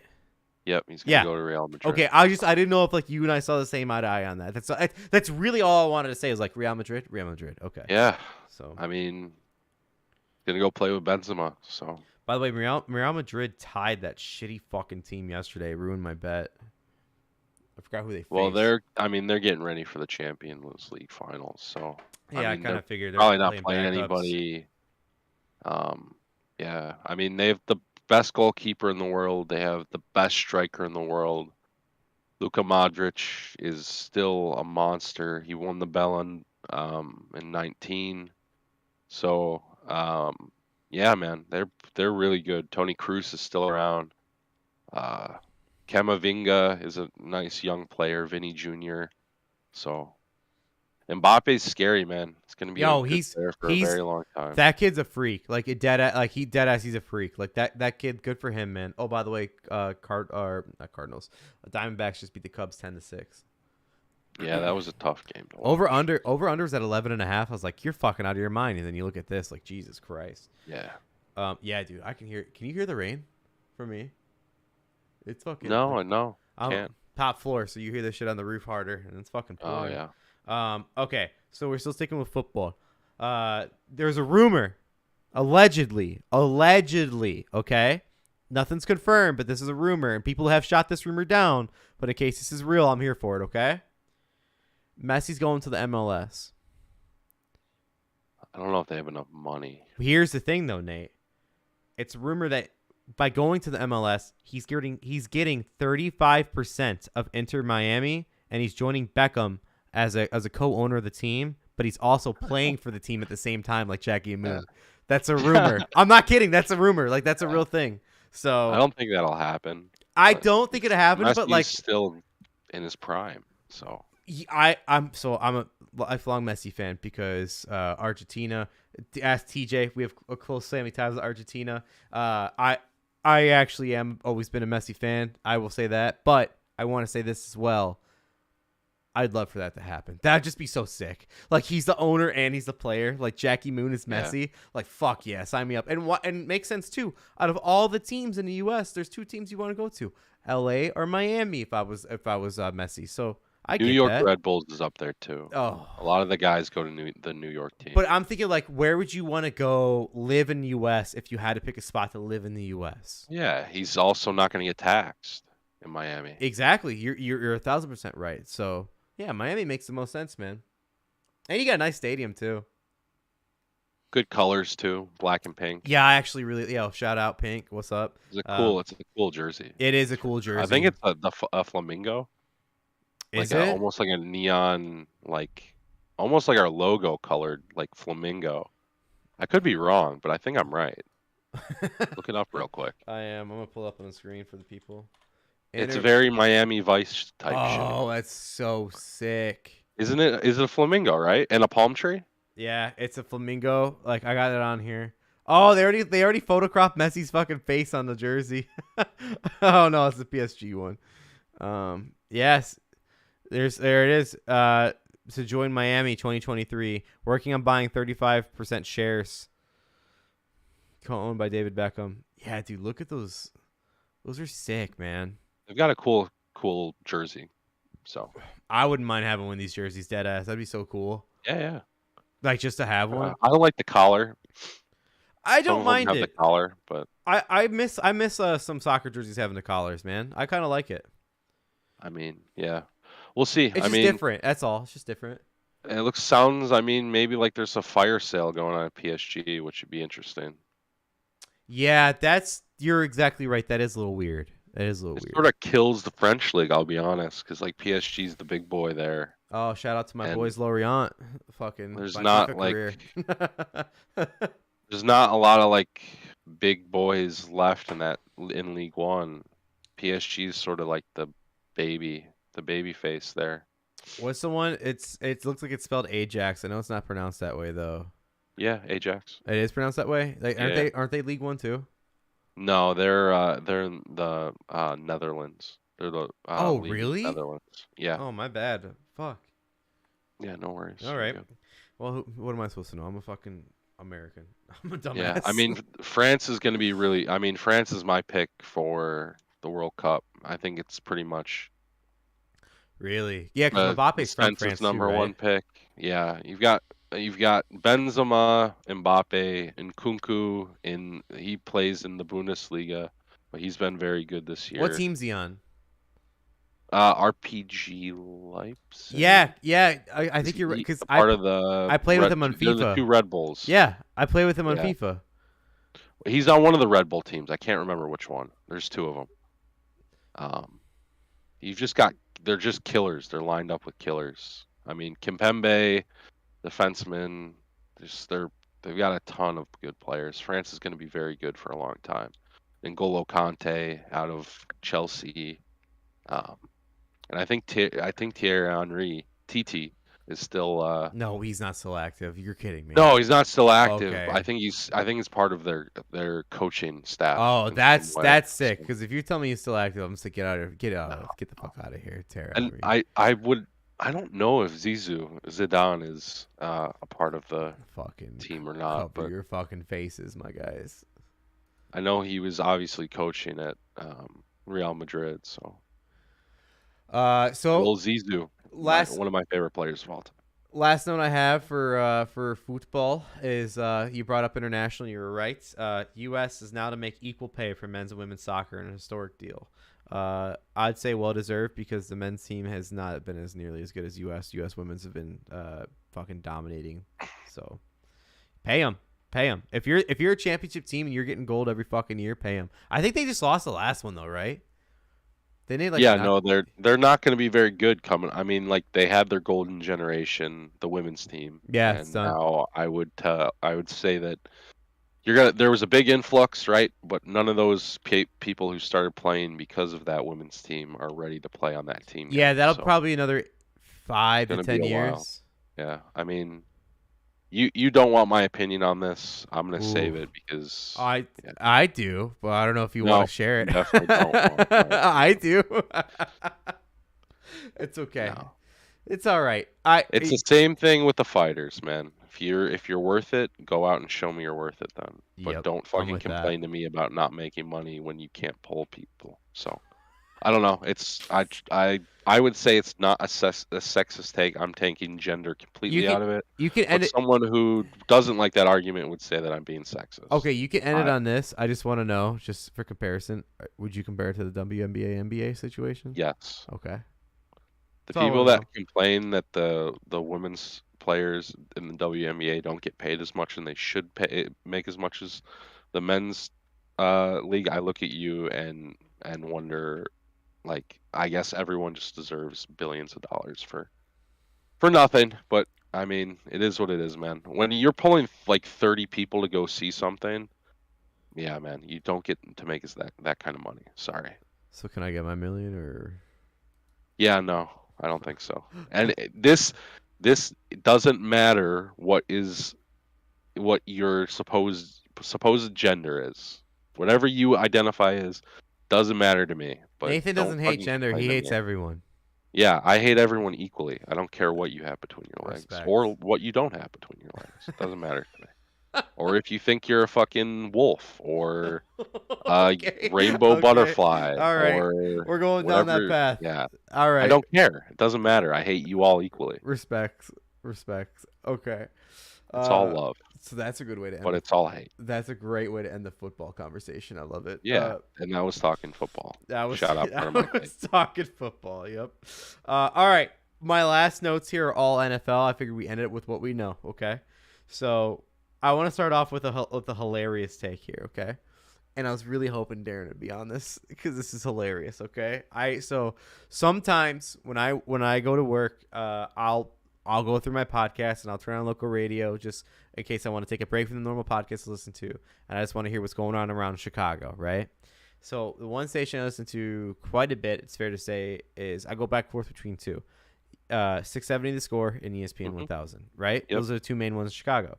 So I turn on 670 The Score, and one of their football guys, he released a NFC ranking, or NFC North wide receivers ranking list. And I wanted to say this for Darren, but we have our local we have our local resident wide receiver expert on our podcast right now, Nathan. Yes. So Nathan, who's number one in NFC North for wide receivers? If you had to guess what 670 Score said.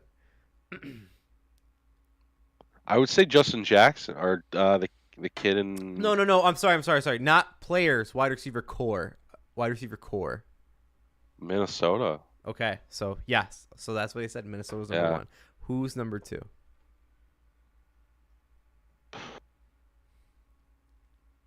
It's not the Packers. I'd put the Packers last. You put the Packers last. Okay, so then who's two, and then who's three?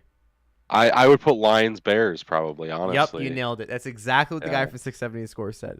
So he said, and it wasn't like one of their main radio guys. It was like a guess. But the Vikings, obviously, I'll even say Vikings have to be best. Yeah, with Adam Thielen, Justin Jefferson, and even their tight end. I fucking loved him. I drafted him last year for fantasy. Yeah, I forget his fucking name. I'm not gonna say Rudolph. No, he's gone. He's been on the Giants. No, they drafted a rookie last year and he tore his ACL. By the way, I drafted him for fantasy, but it didn't matter, right? Because look at the trophy. Anyways, the point being no one cares about fantasy. Just look at the hardware. My point being is that they're number one. Number two, sure, you could say the Lions. They got a scary fucking team, and they signed. Now I'm not saying this kid's amazing, but DJ Chark, Jr. with St. Brown. With St. Brown, that could be a pretty decent core you got going over there. And then don't they have a good tight end? I believe so. Oh, the white kid from Iowa, Hawkinson, TJ Hawkinson. Yeah, they do have Hawkinson. Yeah, so okay, so they're number two, fine. But then when he brought down the Bears and Packers, he broke it down as both teams have no-name receivers except for one, Darnell Mooney. And because of that, you have to give the edge to the Bears. Now, Darren be on here like, oh, we drafted it.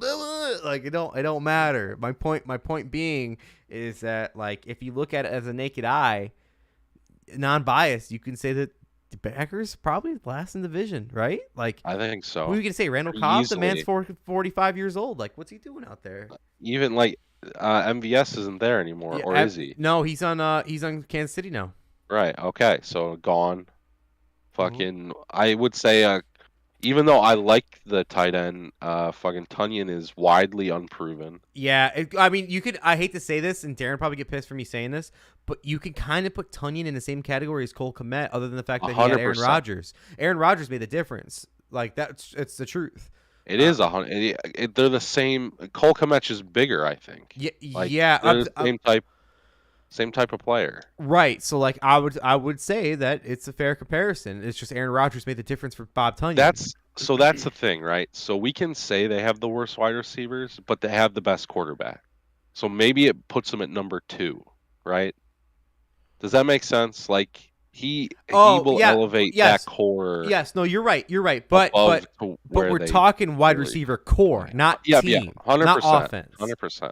You're right though. I know exactly what you're saying. I would say the same shit. Like, unfortunately, I'd still give the edge to the Vikings, even with Kurt fucking grill my steaks on aluminum foil. It's just the sad truth of it. But yeah, so especially with Thielen didn't have a bad year last year. No, he just had. I had him in fantasy. He was up and down injury wise. That's all. Yeah, so. He took a couple weeks off here and there. Towards the end of the season, he had a bad calf or something. So no disrespect. It's just it sucks that happens. He's gonna get his touchdowns, you know. But yeah, I saw that, and I was like, I actually heard that the next day after we recorded the last pod, I was like, ooh, I gotta write this one down. So Yeah, no, I would agree with that guy. yeah, it's Anthony Herron.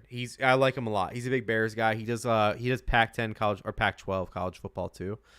He's a good follow. He's a good listen to. So shout out to Anthony Herron. Okay. Another thing I wrote down right after the podcast last week. Doug Peterson of the Jacksonville Jaguars came out and said, quote, "The Jags require healing to get past the Urban Meyer era." He's right. He's right though. Yeah. Like, it's so weird to say, but he's right. Damn, I should have saved that, but no, that's a good transition. No, it's good. It's perfect timing. That transitions me into. I just had to make that statement out there because it's hilarious. Because shout out to Urban Meyer, still dancing in that bar stool. Oh, Nate, you missed last week's podcast, but did you see the fucking video I sent you of the Chargers fucking schedule? I did. Did you see the Jaguars sitting on the bar stool? Yeah. Oh my God, fucking that was savage. Fact.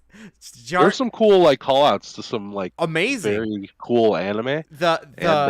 Yeah, to like all the animes. Cool. Like but I mean, even go to the Football Reference, like the Pat McAfee fucking doing the QB carousel, and they had all the QBs on there. And then like they go to Seattle's and they're burying the Legion of Boom, and behind it says Mina Kimes like hopes and dreams. Like they fucking did you see that? Like they're loaded with references all the way through. Yeah. But the anime on top of the sports references, like Chargers don't change. Keep that guy in position, please. I mean the Chargers are going to be my early pick. As like I think anybody who listens to the pod would know that I was super high on them last year. No, but the way you ended with Justin Herbert. Yeah, as mad as I could possibly have been at them, but I'm back on the pirate ship. Okay, respect. I want the Chargers to do well simply because I never hated their team, but also like fucking love that anime. That was hilarious. Yeah, that was respect. You gained a wonderful. Fan. By the way, shout out to Barstool doing Rough and Rowdy right now. All I see is clips on my timeline of PFT commentator wearing like this fucking earring piece. It's hilarious. Did they take it down though? What? Did the Chargers take it down or no? No, they kept that. They kept it up. Oh, thank God. Yeah, no, respect, man. They're doing awesome. Okay, that's a great transition because we get into Urban Meyer's now going to be a broadcaster for Fox again. Shocker. Dude, how can he look us in the mirror? I know. Look us in the face. I'm more like look himself in the mirror is what I meant to say. But look at us in the face. He's Saturday? It's every Saturday, and like I hope he gets roasted alive. Just has to put up with it. Go back to your chop house, fucking dude. Like what the fuck? Like no shame, I guess would be the way. Maybe he needs the cash. Maybe he's like a degenerate. But like the guy's made some significant amount of money. I just like if things went for me last year, how they went for him, I think I'd probably just disappear for a while. Yeah, dude, Ohio State still pays this man, like not officially, but like has 100% they do. So like he doesn't need the cash, dude. He just wants. You know what he's gonna do? He's gonna take this position and get back out there coaching again in college after 2 years. Like he's found God again. Probably with Texas. Yeah, he's found God again. He has that list. Remember, he had that fucking list of like his commandments or whatever it was. God damn, Urban. But speaking of getting roasted. You see Tom Brady's gonna be the first official roast on Netflix of their sports roast they're gonna do. Oh, really? So it's called allegedly it's called The Gross, the greatest roast of all time. And what they're gonna do is roast the greats of sports and like other professions. And Tom Brady's gonna be the first one. So it's gonna come out after the season or something like that. And my point being is, you know how many jokes you can say, but you're like, they're not going to be allowed to say, like when he broke his cell phone when he was being investigated, like the Deflategate, like all that shit. Will they be allowed to say that? Because I think my favorite joke that I could possibly hear is when he broke his cell phone. Because you know about that, right? Yeah. I will not watch a single second of this on Tom Brady or anybody else. I know. I disagree with you. Cringe. They're bad. No, the problem is with all these roasts, they have like 10 people roasting these guys, but they hire only 2 official like pro roasters on the entire of 10 people. Like I watch a lot of roasts, but every time there's like 2 really good ones. So I'll watch it. Dead. So like, No, I mean like you know who's a really good one who's who I like watching do roast is Nikki Glazer. She's hilarious when she does roast. Jeff Ross is hilarious. That fucking bag of Jeff mashed Ross is potatoes. fun. Yeah, he's hilarious. The one guy, what was the one guy's name? He's dead now. Don Rickles. Nope, not him. Dead He was now. he was on all the fucking MTV roasts or whatever the fuck. He's MTV dead. roast dead. Oh my god, did he die young? Yes. It was an unfortunate death. Unfortunate death. Oh God my damn god, it. Nathan, I should know Give me a this. second. I should know I'll this. look. As soon as I see him, I'll fucking know it. Anthony Jeselnik's another one who's a great roaster. He's hilarious. Nick Kroll's a great roaster. Shout out to the league. There's quite a bit of good roasters, dude. And if they hire the right roasters, the problem with like roast Nate is that they always hire the friends of the people getting roasted, and they suck. Always, they fucking suck. But they hire them because like, oh, they're funny and they know like Tom. It's like, no, Yeah. who fucking cares? I really want to know who you're gonna say. It's gonna kill me when you say it. I Give know me a it will. second. I know Yeah, it will. I'll get there. Neil Brennan's another good one. But that's just because he's a comedy writer. He wrote for Chappelle. He was awesome. Hmm. Oh my Where god. is this fucking guy? I can see him in front of me. I just cannot. It's really fucking getting in my head right now. But regardless, I will watch it just because I want to see if they bring up the cell phone or if they're not allowed to talk about the cell phone. Why you're bringing that up, Nate? You've seen the deal that Tom Brady got. We talked about it last week, but give us your input since you missed it. I mean, guy keeps winning, doesn't he? It's tough. Yeah, nailed it on the head. Okay, Tough, man. all right. Oh, It's absolutely tough. all right. Should I But move on to the next topic, or you got this? yeah, no, you do that. I'm gonna find this fucking guy's name because he was on every fucking roast ever. Was it Comedy Central? Yeah, you know it was Comedy Central, wasn't it? Yeah, Give me a second. I'm gonna write it. Young Comedy Central roaster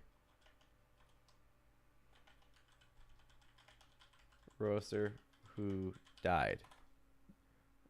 Greg Giraldo. Yes. Okay, That was the guy. that's it. Yeah, He Greg. was a part of every roast ever. He but passed away. was fucking brutal. He died from overdose, I think. I believe so. Yeah, like I said, it was a tragic death. It's not making fun of his death, but he was unbelievable too. You're exactly. You remember? You ever all watched? of Maybe you're too young for it. Have you ever heard of the show called Shorties Watching Shorties? No, never. So back in Comedy Central, they gave here's some old comedian named for you. I don't know if you ever heard of it.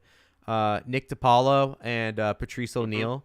They gave them both. Yeah. They gave them both a show where they're babies, and what they were is like it's kind of like Beavis and Butthead. How Beavis and Butthead would be two dumbasses watching a music video. Well, these babies would be two babies watching a stand-up bit that was animated. So like back in the day, that's when Dane Cook came out. So like they used to watch a Dane Cook animation or even a Nick DiPaolo animation. Like they'd animate the actual stand-up. And Greg Giraldo. Greg Giraldo had some really good ones on there too. But if you ever like want to watch like a good like stand-up bit, watch Shorties Watching Shorties because it was a great idea how they like made it animated of the bits where you're not just watching the comedian up there, and they would comment on it too. It was pretty funny. Okay, so we talked about Tom Brady being a commentator. Drew Brees is out at NBC after 1 year. He had a studio job. Rumor was that he wanted the Chris Collinsworth job. Chris Collinsworth then gets extended. RIP to our Sunday nights. It fucking sucks. I'm sorry, everybody. We have to listen to Chris Collinsworth again. But the good news is you get Mike Tirico, and I love Mike Tirico. But rumor is that Brees is going to Fox now as the number 2 team on Fox as far as in the booth. Because Drew Brees said he wanted an in the booth job. Now, the Fox tried to get Drew Brees traded to their organization. Actually traded. This is real. Try to get him traded to them to fill that number 1 spot when Joe Buck and Troy Aikman was gone. Instead, Fox said, fuck that. You're not wanting to communicate with us. Not Brees, but NBC. Yeah. We'll sign Tom Brady. Fuck it. And they did that. Now, Greg Olson's taken and filling that number 1 spot for Tom Brady until Tom Brady retires. So all this fucking musical chair shit.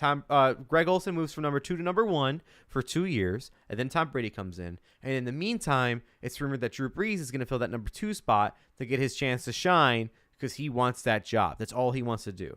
Now, Drew Brees only called 2 games in the NFL last year, or 1, and it was when he was being honored at New Orleans.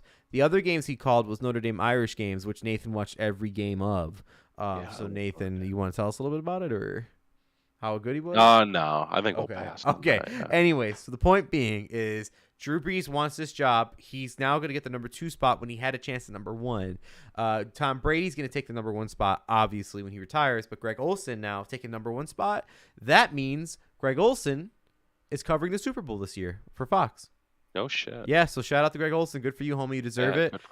Kevin Burkhardt, the guy that's with him, he deserves the number 1 spot too, as far as like the play-by-play. Love that guy. He's great. Good for you, man. I'm awesome to see it. Weirdly Gus Johnson got it. No offense, but Kevin Burkhardt's good too. So that's a little bit of that carousel. You want to know my thoughts? Please, yeah. Fucking Tom Brady winning still. Sick. Fucking Drew Brees still losing to Tom Brady. Sick. Like, oh my God. Guy can't lose. It's tough to be Drew Brees, man. You're just never as good as Tom. So, is what it is, man. Life goes on. Circle of life. Tom Brady's always on top of that circle. Yeah. He's fucking alpha predator. Yeah. Fucking supermodels. Fucking winning Super Bowls. Cucking you out of jobs. It's a hard life, dude. It's a real hard life. Tough to watch.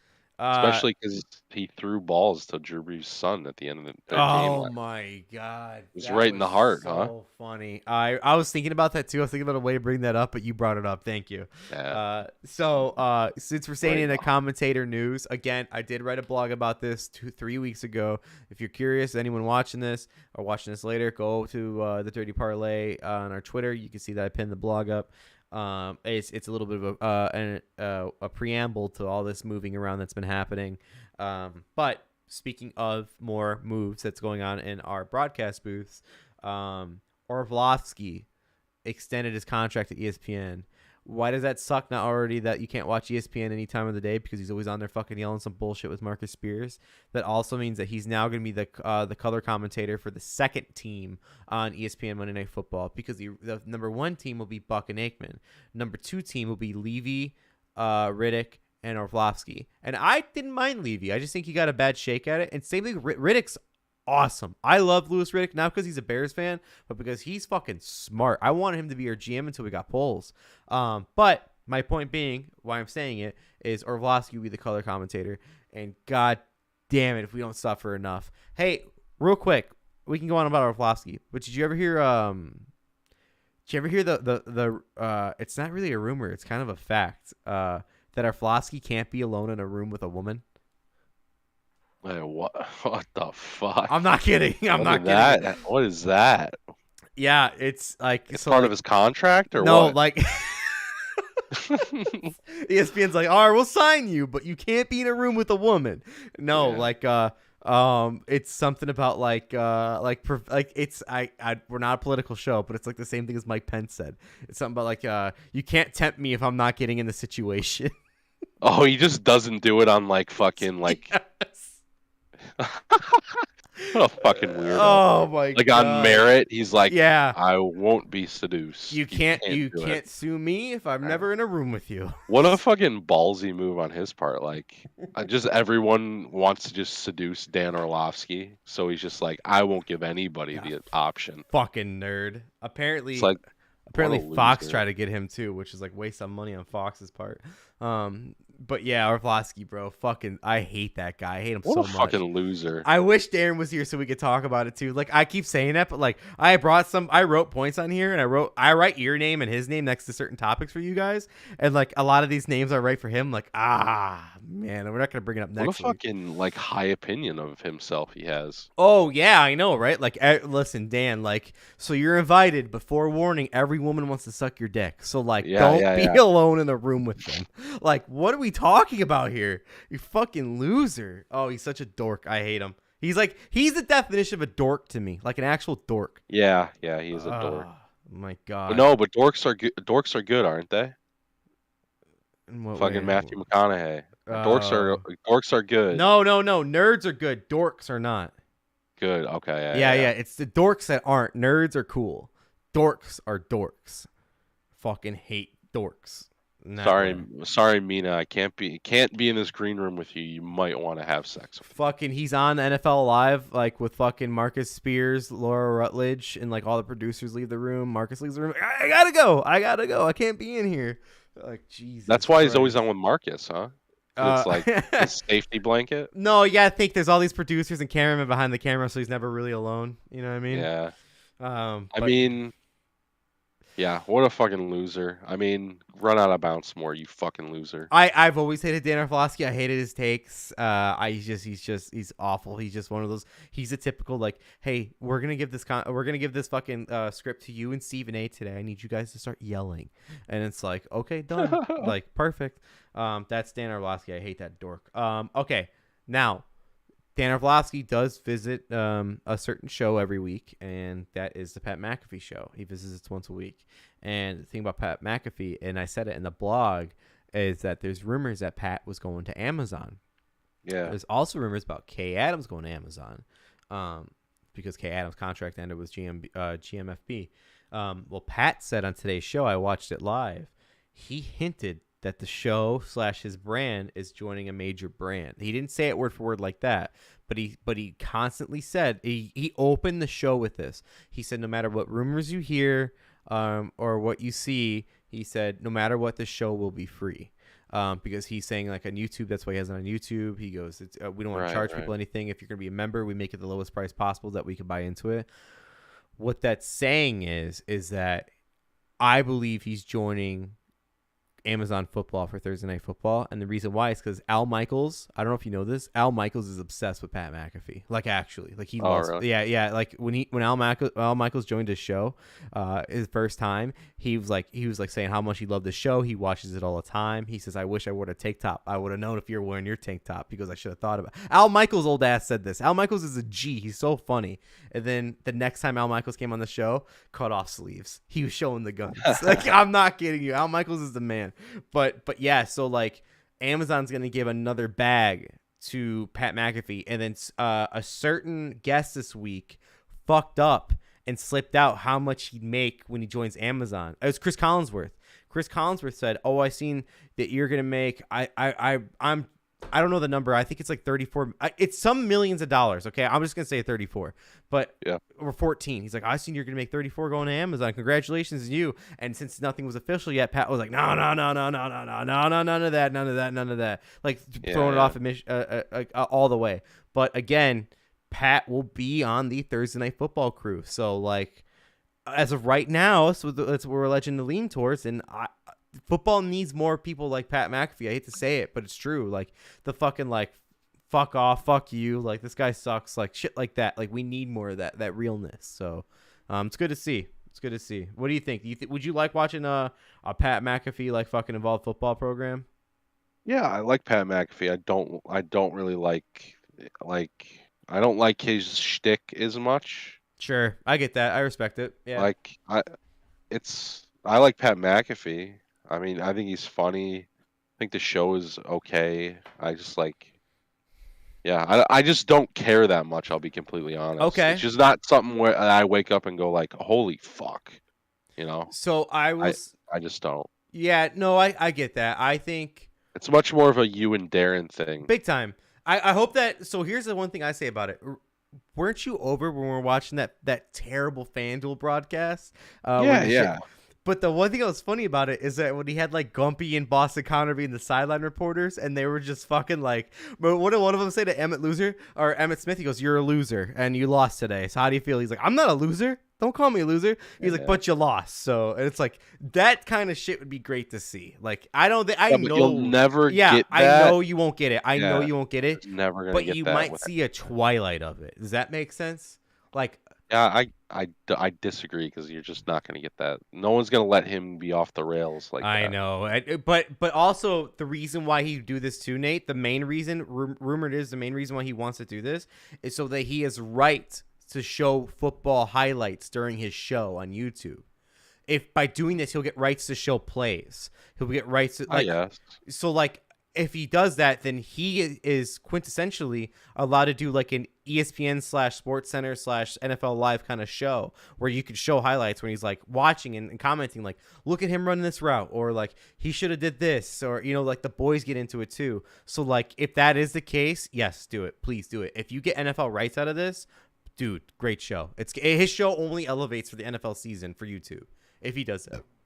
Oof. That was nice. Bro, I'm getting this fucking bubble. I'm drinking bubbly on top of it, and it's still pouring. I hear it. All right, last topic I got for the pod this week, and you let me into anything you got, okay? Yeah. We're sticking on NFL here. Deshaun Watson, there's rumors. Again, all this shit's rumors. I'm always going to say it is rumors because none of this shit is real. So I'm just going to keep quintessentially saying it's rumors, that he will be suspended for half the season, and that's why Baker Mayfield will not get traded. I think that's a smart move in the Browns if that is the case. I mean, at this point, you probably just need to let Baker leave because the bridge is burnt at this point. Bridge is burnt, but Baker needs to prove himself a little more if he wants to get a shot. So, like, if yeah, but it sounds like will not be a good situation. So, like, why? Like, it's a no. You're setting people up to fail, and Sure. obviously that's what the Browns do well. But like, why do that to your fans, and more importantly, why do that to Baker? Even though I think some of his complaining is annoying, because he's a fucking millionaire because he plays a child's game. But yeah, I just like he's just gonna get mercilessly booed, and like, what's the point? What's the but point?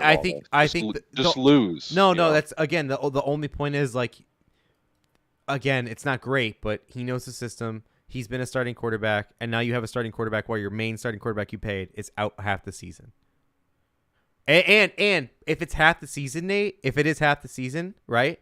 Let's just say even 4 games. He's showing off his skills for trade value for the trade deadline. When you know there'll be a quarterback that goes down in the league, it's sad to say, but it's true, that a team will need him. A team will need Baker, and the Browns will just benefit from it. Yeah, I don't know. If I'm Baker, I'm not playing, so it doesn't That's matter. fine too. But that's okay. That's the other case of it, right? Like, let's say if you're Baker and you're not playing, that's fine. But is it going to help you for landing a home if you're trying to stay in the NFL? Will it? For not playing, this will do more. It'll be more harmful than helpful. I feel the opposite side of the scale here. I think it's more helpful than harmful because look at your last 2 years you had with the Browns. Yeah, is he going to improve though? That's a great question. We don't know. Probably not though, right? Probably not. Okay. Well, you think playing in a fucking no-win situation in front of fans that at this point probably fucking hate you because that's what fans do.